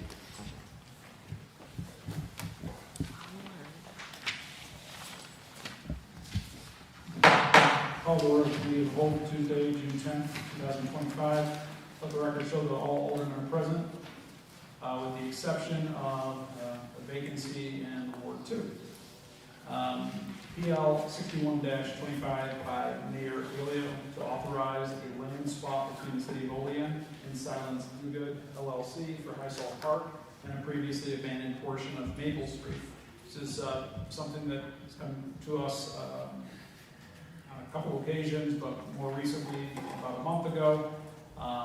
It was postponed, and the council requested additional environmental studies that had been previously conducted of the site over there.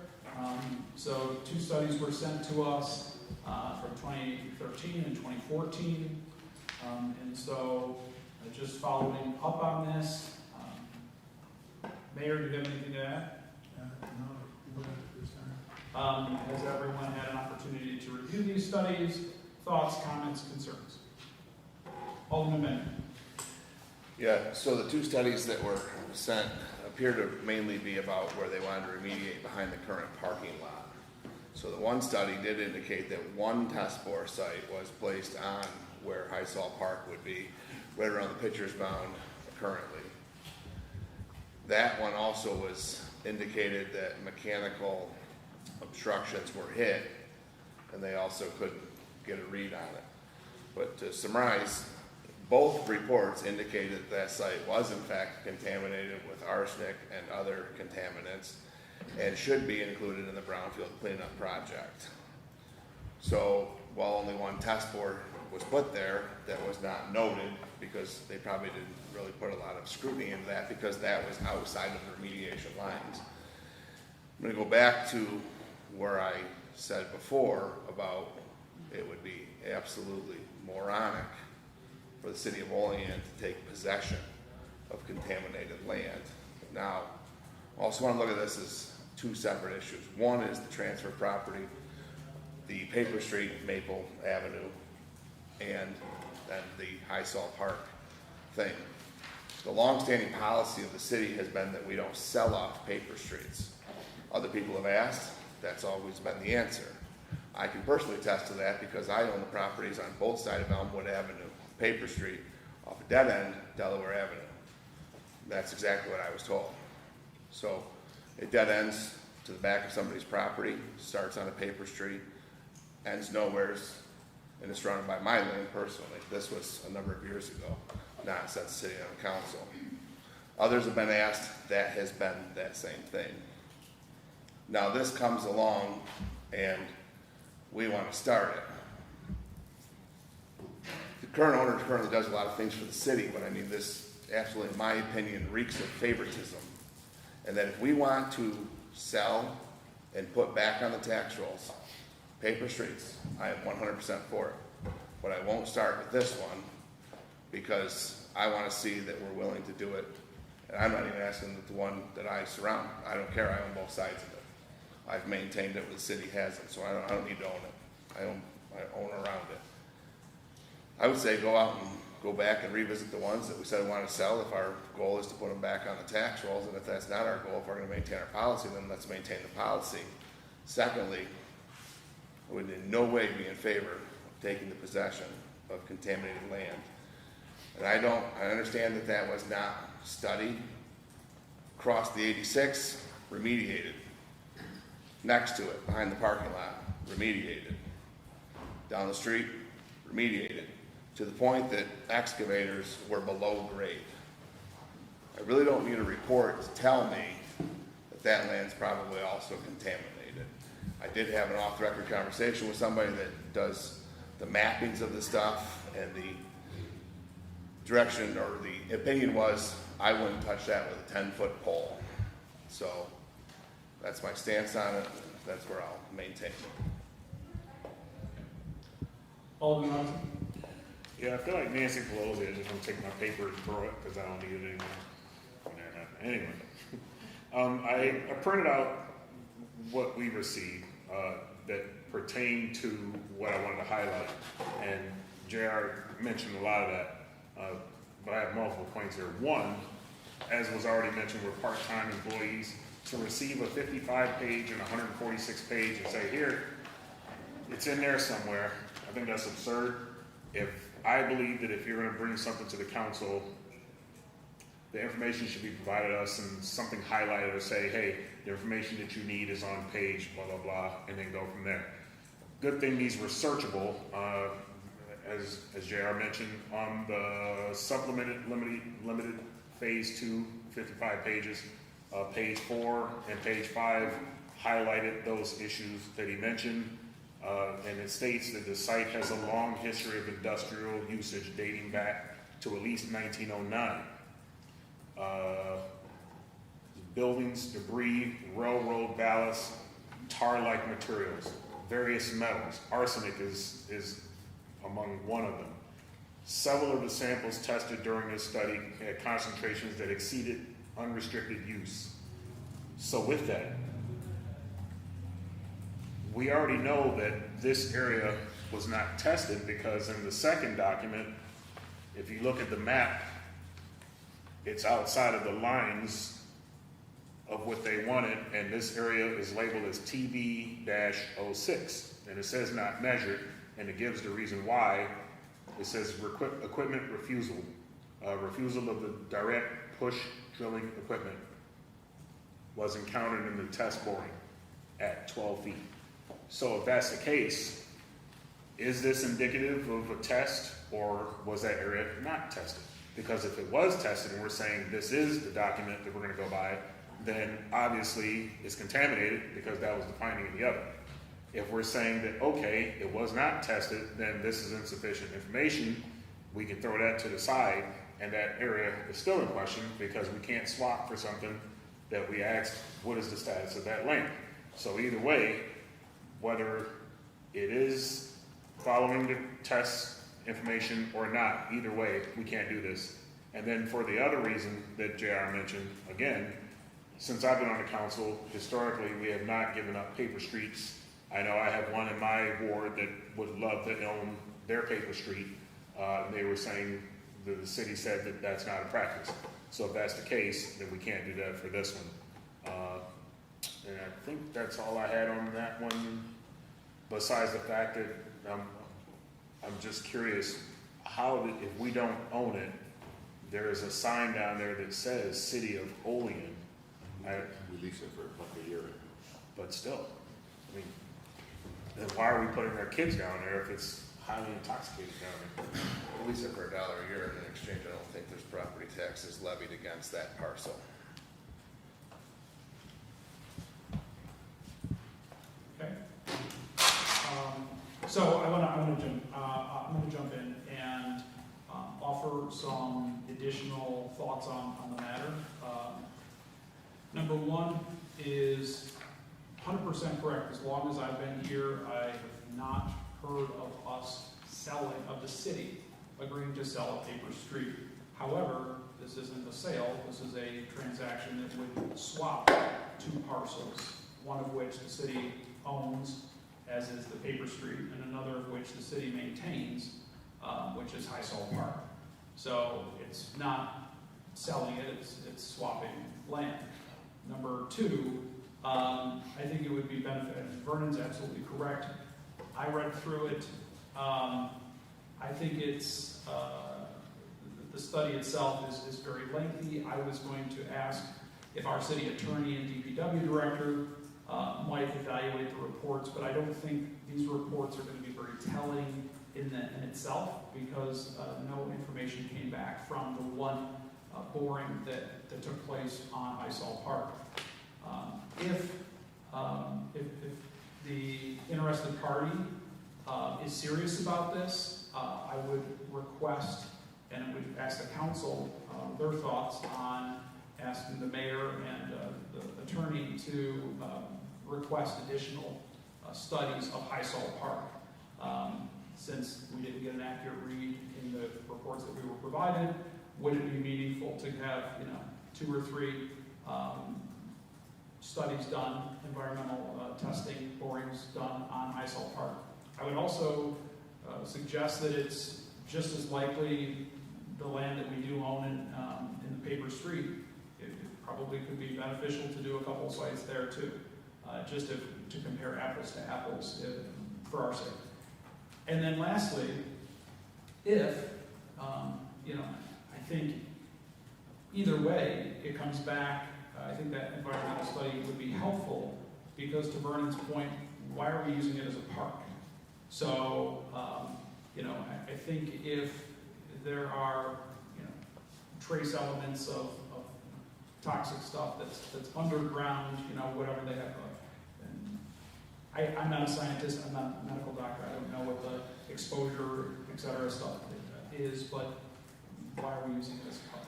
So, those are my thoughts. I think I would be in favor of, if the interested party wants to do further testing to give us a clearer picture, I think that would be warranted. Alderman Anastasia. Yeah, back in the 1990s, when I was calling, before we had a Dan Muir out of Pittsburgh come up here, and the DEC was doing several borings of those areas. Feldman Oil used to be there, Agway used to be there. At that time, they found chromium, arsenic, lead, barium. It even went down as far as the aquifer that flows down towards Constitution Avenue. At that time, they said no buildings would be safe to build. I'm surprised the county built their building there, and I'm surprised the hotel is there, because at that time, they said there was so much contamination there that it could only be used as for like playgrounds and open areas. I don't know if the city keeps that records from back in the 1990s. Peter Marcus was the director of Public Works at the time. He was very good at keeping records. So I don't know how far back the city stores their records. But a lot of those studies were done, and at that time it was highly contaminated all over that area, because they wanted to actually build a landfill there. And the city fought to have that stuff removed, most of it removed. There is a small landfill off of Homer Street in the back there, and Franklin. It's got a cover, I don't know what it's called, but it's got a cover over it, and it's got vents on it. But the majority of the toxicity was hauled away that they dug up at the time. But I would be very surprised if the Heisel Park is not contaminated because of all the findings in the surrounding areas. And so, like I said, I don't know, Frank, if we got records that are still existing from it would be from the 1990 to probably the 1993 time frame. There may be, construction records vary in the length necessary. Alderman McCall. So I agree with what everybody has said. I would argue that a swap is a sale. So I don't know if somebody else came forward and wanted to do it, I think we would look at it as a sale. And I concur that everything we've ever heard is that we don't sell paper streets. And so if we're going to look to do that, then I think we have to look to everybody who has made that request previously. And I don't think we're at a point that we're looking to do that, so. Maybe we are. Oh, if we are, so be it. We certainly have records going back to no, just kidding. Since I've been on, we've had half a dozen people come and request to be able to do that, so. Consistency is important. So, what am I hearing? Next, thoughts? Well, it doesn't seem like it doesn't seem like either A, we don't have the information, or B, it's contaminated. So either way, it doesn't sound like it's. Well, so A, does it even make sense to request additional information? If not, then that's all I'm asking, is it beneficial to request for further studies of multiple borings or whatever you call them? In my opinion, one, if you wanna go down that road, would be who's paying for that, but two, unless you The have, interested party. okay, unless you have a report that says that that's been remediated and cleaned, every swatch of land around it has been tested and proven to be contaminated, it's safe to assume that it's contaminated. So, me personally, I got zero interest in even moving further, because it's contaminated, so unless it's gonna get remediated before we own it, then that's where I'm at. Your point you said about the hotel, that the hotel was part of that brownfield cleanup, that was remediated on about 7, 8 years ago. Back in, I don't know how that was built, but back in the nineties is when the city was doing all those studies with the DEC. Right before that hotel was built, that was all cleaned and remediated.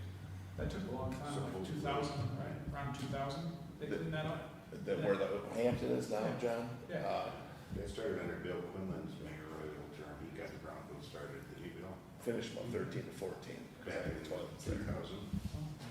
It was like a 10-year project, wasn't it? I mean, it went on for a long They time. went on for a long time there, cleaning that up. Takes a little while, there's lots of contaminants. Okay, so that's JR's opinion. Any other interest, comments? I mean, I thought it was pretty much, the majority said the same thing. So, I mean, postpone it until either A, the interested party is interested in pursuing it, they can get the studies done. In the meantime, if we're gonna start doing, paper streets to the public to get those on the tax roll, we can go ahead and start allowing that. Throw out a public notice. Okay. So I'm not gonna, I don't necessarily need to throw that, the mayor on the spot on that, but do you have an opinion on, has that been discussed? What's that, John? Putting paper streets, selling them off? No, not since my tenure, it hasn't been put, yeah. It's been on a case-by-case basis. Okay.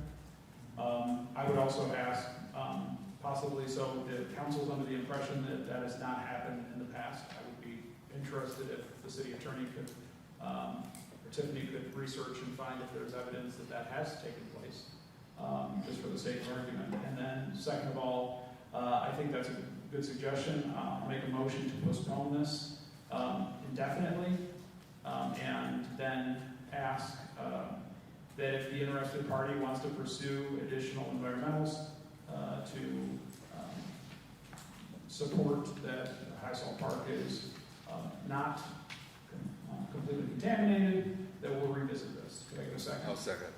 Seconded by Alderman Benyon. All in favor? Aye. Opposed? Motion carried.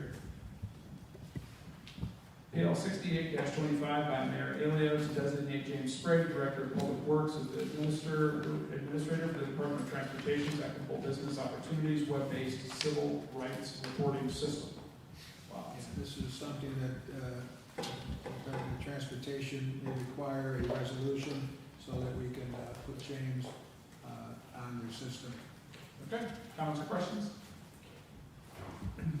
All right, I'll make a motion, could I get a second? I'll second. Second by Alderman Robinson, all in favor? Aye. Opposed, motion carried, and is referred to tonight's regular meeting. PL 69-25 by Mayor Elio to authorize the mayor to sign and submit a grant application to the Department of Homeland Security, DHS, Federal Emergency Management Agency, FEMA, through the Staffing for Fire and Emergency Response Safer Grant Program for funding associated with the hiring of new additional firefighters. Mr. Mayor. Chief, you want to talk on this, please? Okay, so same grant as last year that I applied for. We were denied last year. These fire-related grants are highly competitive. We're up against fire districts, villages, towns, and large municipalities also, so all the different funding sources. So very highly competitive.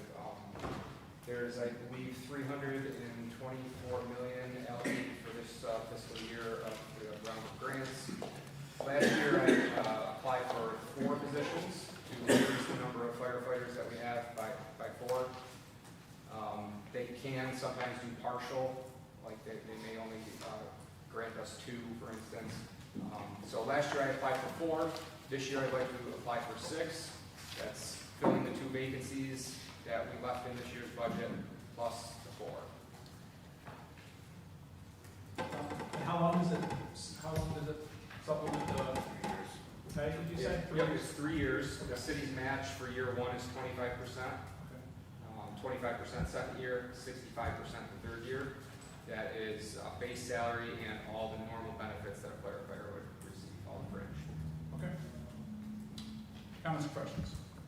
Alderman Robbins? Just one, Chief, so let's say, all the stars align and we are given, the grant monies for the 6 positions, and then the 3 years run out. Do we anticipate a drop back down in those numbers? Or do we have 3 going out or 2 going out within the next 3 years? I think I have probably 2 going out. I've never really known until we're in that 30 days until they leave window when they have to submit a retirement letter. So basically, because what I'm getting at is, so we would end up adding 6 positions, and then 3 years later, then the city would be on the hook for those 6 positions. Yes. Okay.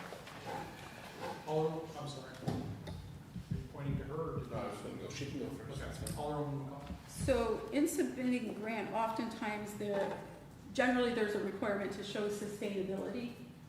So in that, it would answer how the city, I'm guessing that's part of showing that you're not going to just keep them for 3 years, but you would sustain them. Is that not part of the grant? Yeah, so with the way that they grade this grant and the AFG grant that I apply for every year, there's a computer grading process, then there's the peer review process, and then there's like a technical review to make sure that I didn't lie.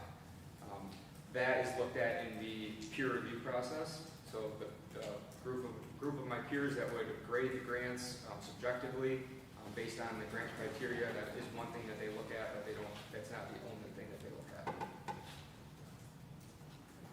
True, but in the grading process, typically though, that's a fairly significant portion is in terms of sustainability, because it's the concept of you don't want to throw good money after bad, right?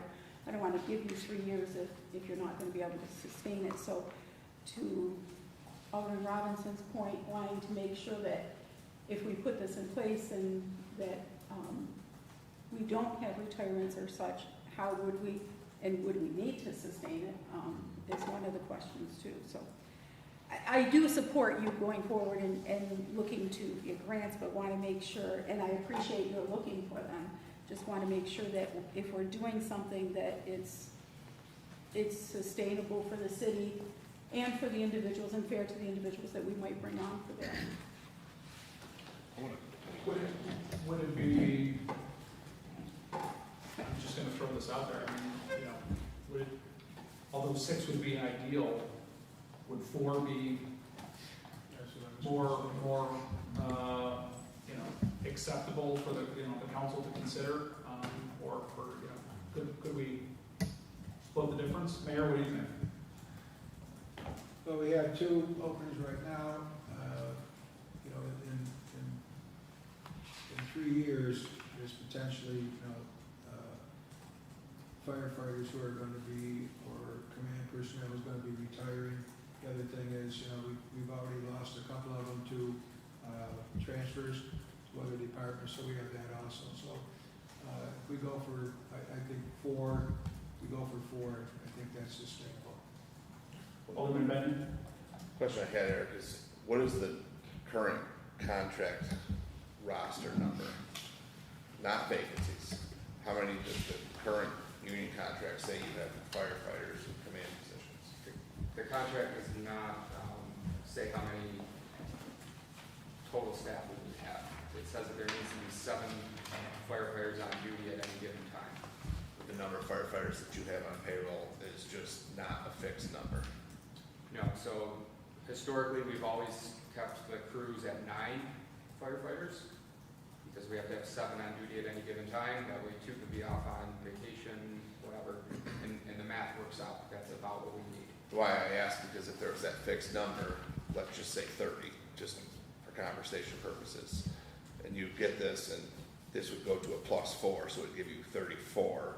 And then through retirements and everything else, as long as you never just backfilled that position, just backfilled it with one, to your point, Vernon, it should in 3 years ultimately end up back at the 30, but you're at a head start. That's why I was asking, is there a fixed number of positions? Provided there's retirements. Provided that the retirements and that work out, you're only looking at 4 over the course of 3 to get back to it. So can that number be fixed, Bill? We could with negotiations with the unions, but I don't think we want to make that a fixed number. Like the chief says, we're required by contract to have 7 on duty. So that gives us some leeway.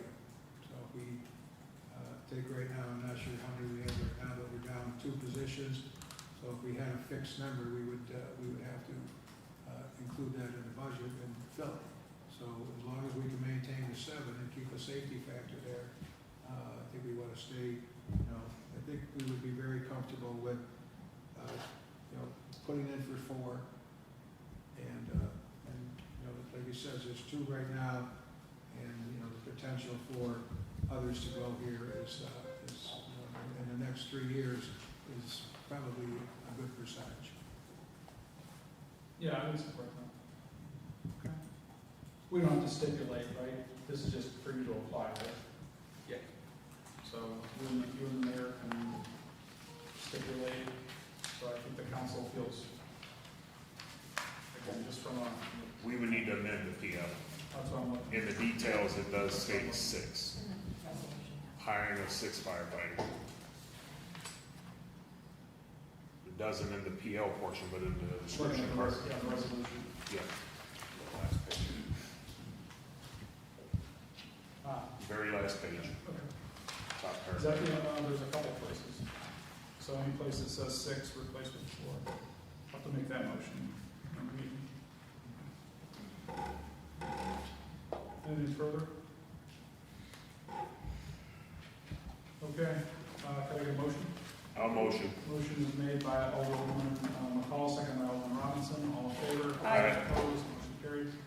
Made a motion to adjourn. Do I get a second? Second. Second by Alderman Forney. All in favor? Aye. Opposed? Motion carried. Call to order the regular meeting of the Common Council for Tuesday, June 10, 2025. Will the clerk please call the attendance roll? Alderman Van Here. Alderwoman Forney. Here. Alderwoman McCall. Here. Alderman Robinson. Here.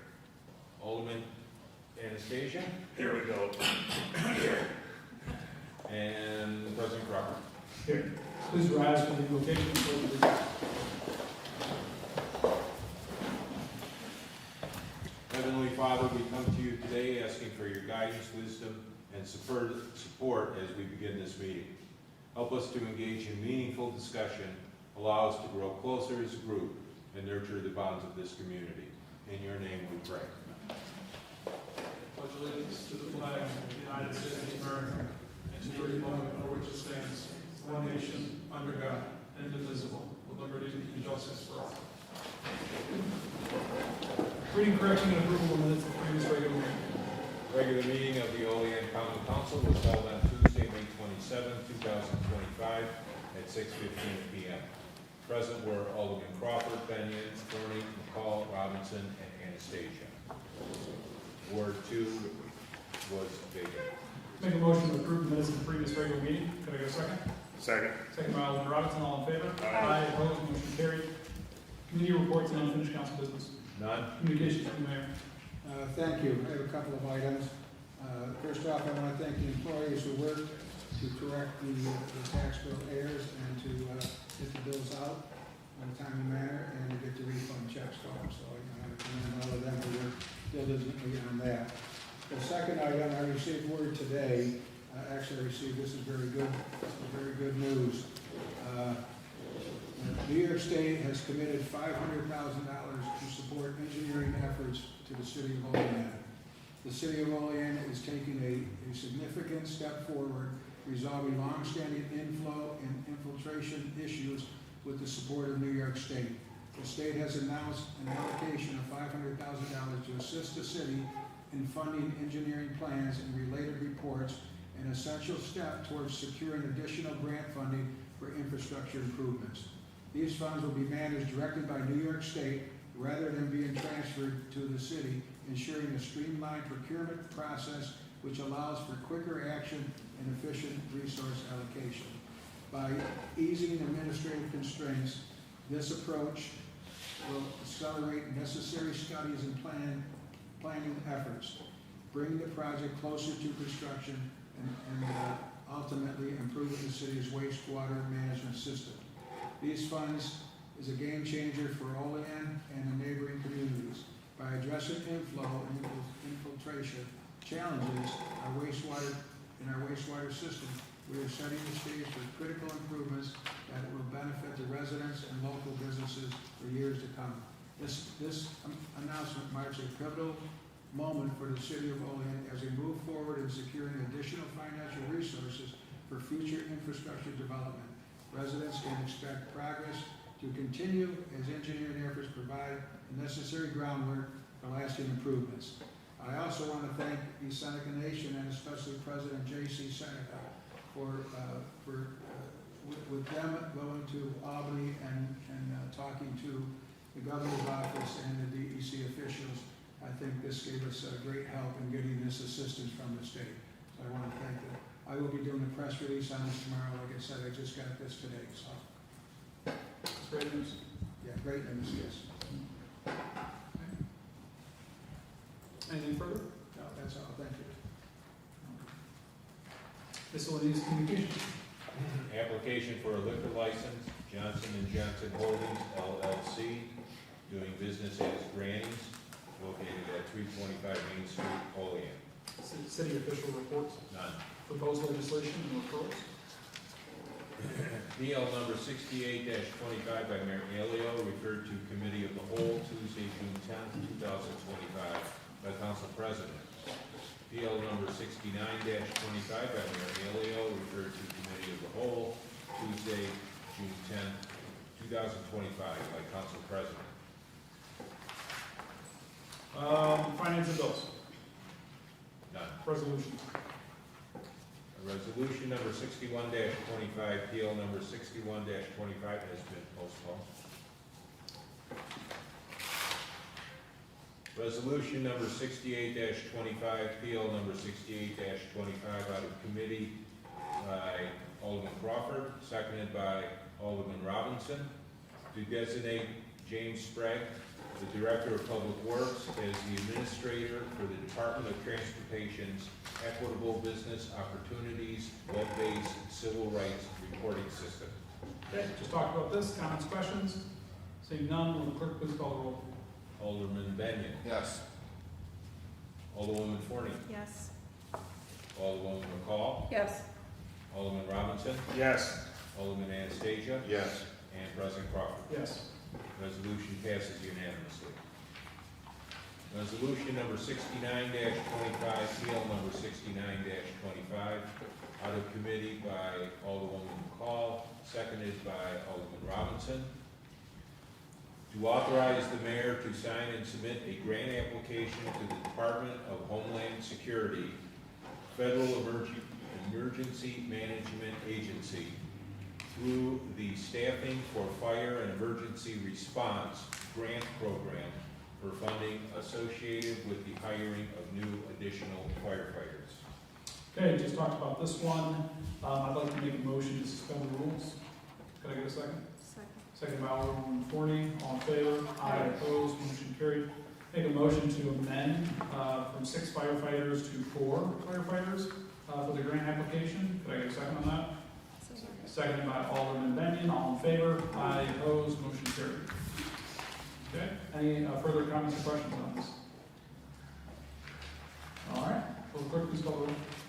Alderman Benyon. Yes. Alderwoman Forney. Yes. Alderwoman McCall. Yes.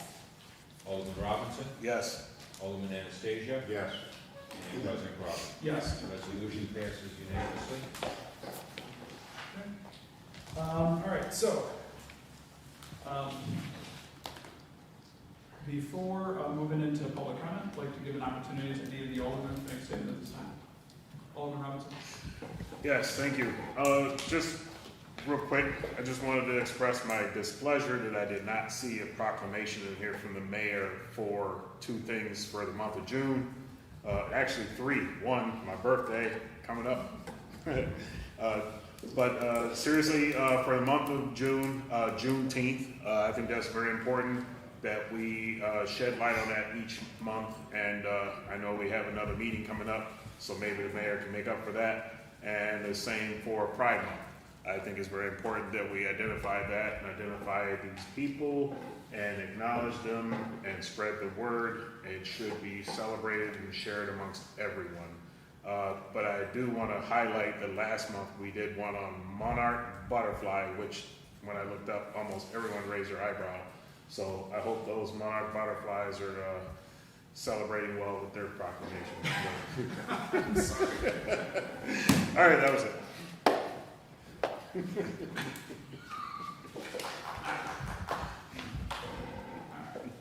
Anyone else?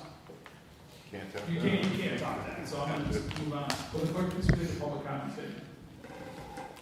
I'm just telling you, you guys know. Lines, you can Will the clerk please read the public comment statement? Public comment portion of the common council regular meeting is established to provide members of the community with the opportunity to publicly state their views, voice their concerns, or provide input pertaining to any issue affecting city government. Additionally, the mayor, common council members, and city department heads encourage any person with questions to contact them at their offices. Okay, at this time, I will invite members of the public to approach the podium. State your name and address for the record. You'll have 3 minutes.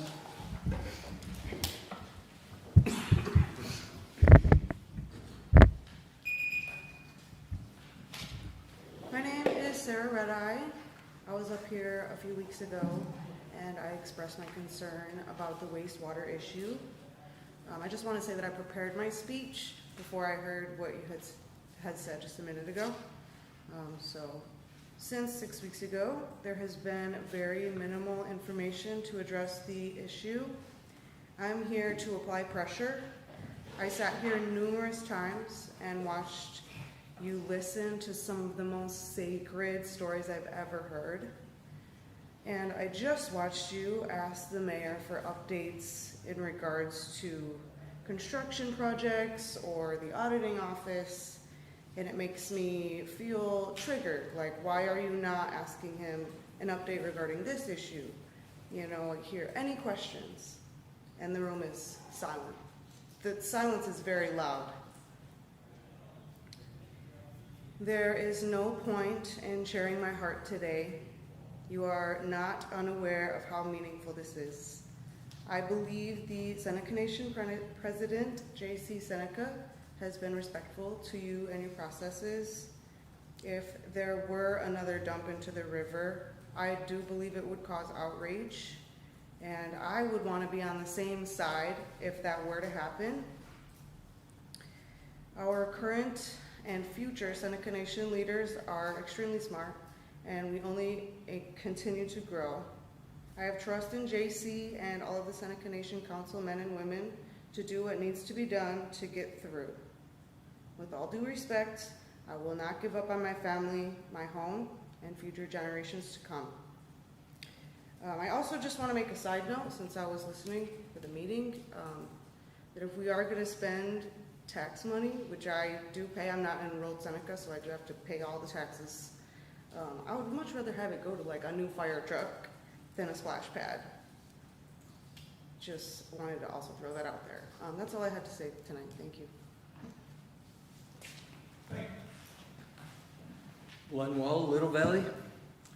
I noticed that since the last meeting, some updates have been added to the city's website. That's good. What's not so good is that the updates are fairly brief, vague, and lacking in important details. Maybe the writer doesn't understand that the purpose of these updates is to provide transparency and to show people that Olean is well on its way to solving its sewage discharge problem. And that's what a leader should do.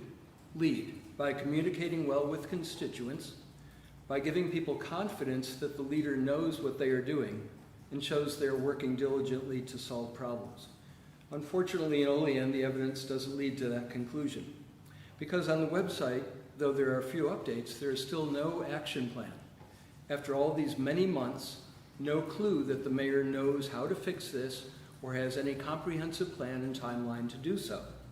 So Bill, since you don't seem to be willing to take 10 minutes to make a workable plan, here's a rough plan for you to take and modify so you can end your sewage discharge problem by the end of the summer.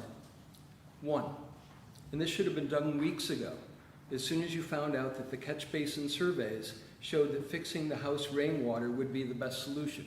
You don't need other studies. You know that's the best solution. You should be going with it. You need to communicate by many methods, press releases, mailings, social media, etc., to make sure every resident knows that the code enforcement officers will finally start enforcing the sewer ordinance soon. It's likely that many to most residents already know whether their downspouts are going into a sewer pipe instead of out onto the lawn or into a French drain. Provide them with a step-by-step guide how to remedy their downspouts using elbows, etc., and then capping the pipe that the water flowed into. Number 2, organize teams, either in-house or hire a company, to conduct smoke tests and inventory which houses still are not in compliance. Instead of one team taking months to complete this, have several teams and concentrate them in the zones that feed into the 3 faulty lift stations. That way you can complete this phase by August. 3, for houses not in compliance, give them a certain number of days to fix their downspouts. Let them know after that date fines will be levied. You could even train teams of high schoolers and other workers who homeowners can call to assist them in the labor. Also consider having a fund so that people who are below the poverty level can get some help to fix their systems. Most houses will need less than $50 in parts. Typically 2 to 4 downspout elbows and 2 to 4 pipe caps would do it. So Bill, 3 steps and you can have this problem solved by the end of summer. Also, I'm very, very concerned that you're using the task force as an excuse to stall and slow this process down. Do not wait until your July meeting with them to take action. Start this tomorrow. You're already late. Anyone else? Anyone else? Anyone else? Call public comment closed. Tonight I want to, as we adjourn, I want to adjourn in memory of someone who was donated his time a great deal to the community. We went to high school together. We coached our kids' soccer team together. Joe Duplashane was a big-time volunteer in our community. He worked at the Olean School District. And so I'd like to adjourn prayers for his children and his family. So I'd like to adjourn in his memory. Could I get a second, please? Second. Second by Alderman Benyon. All in favor? Aye. Opposed? Motion carried.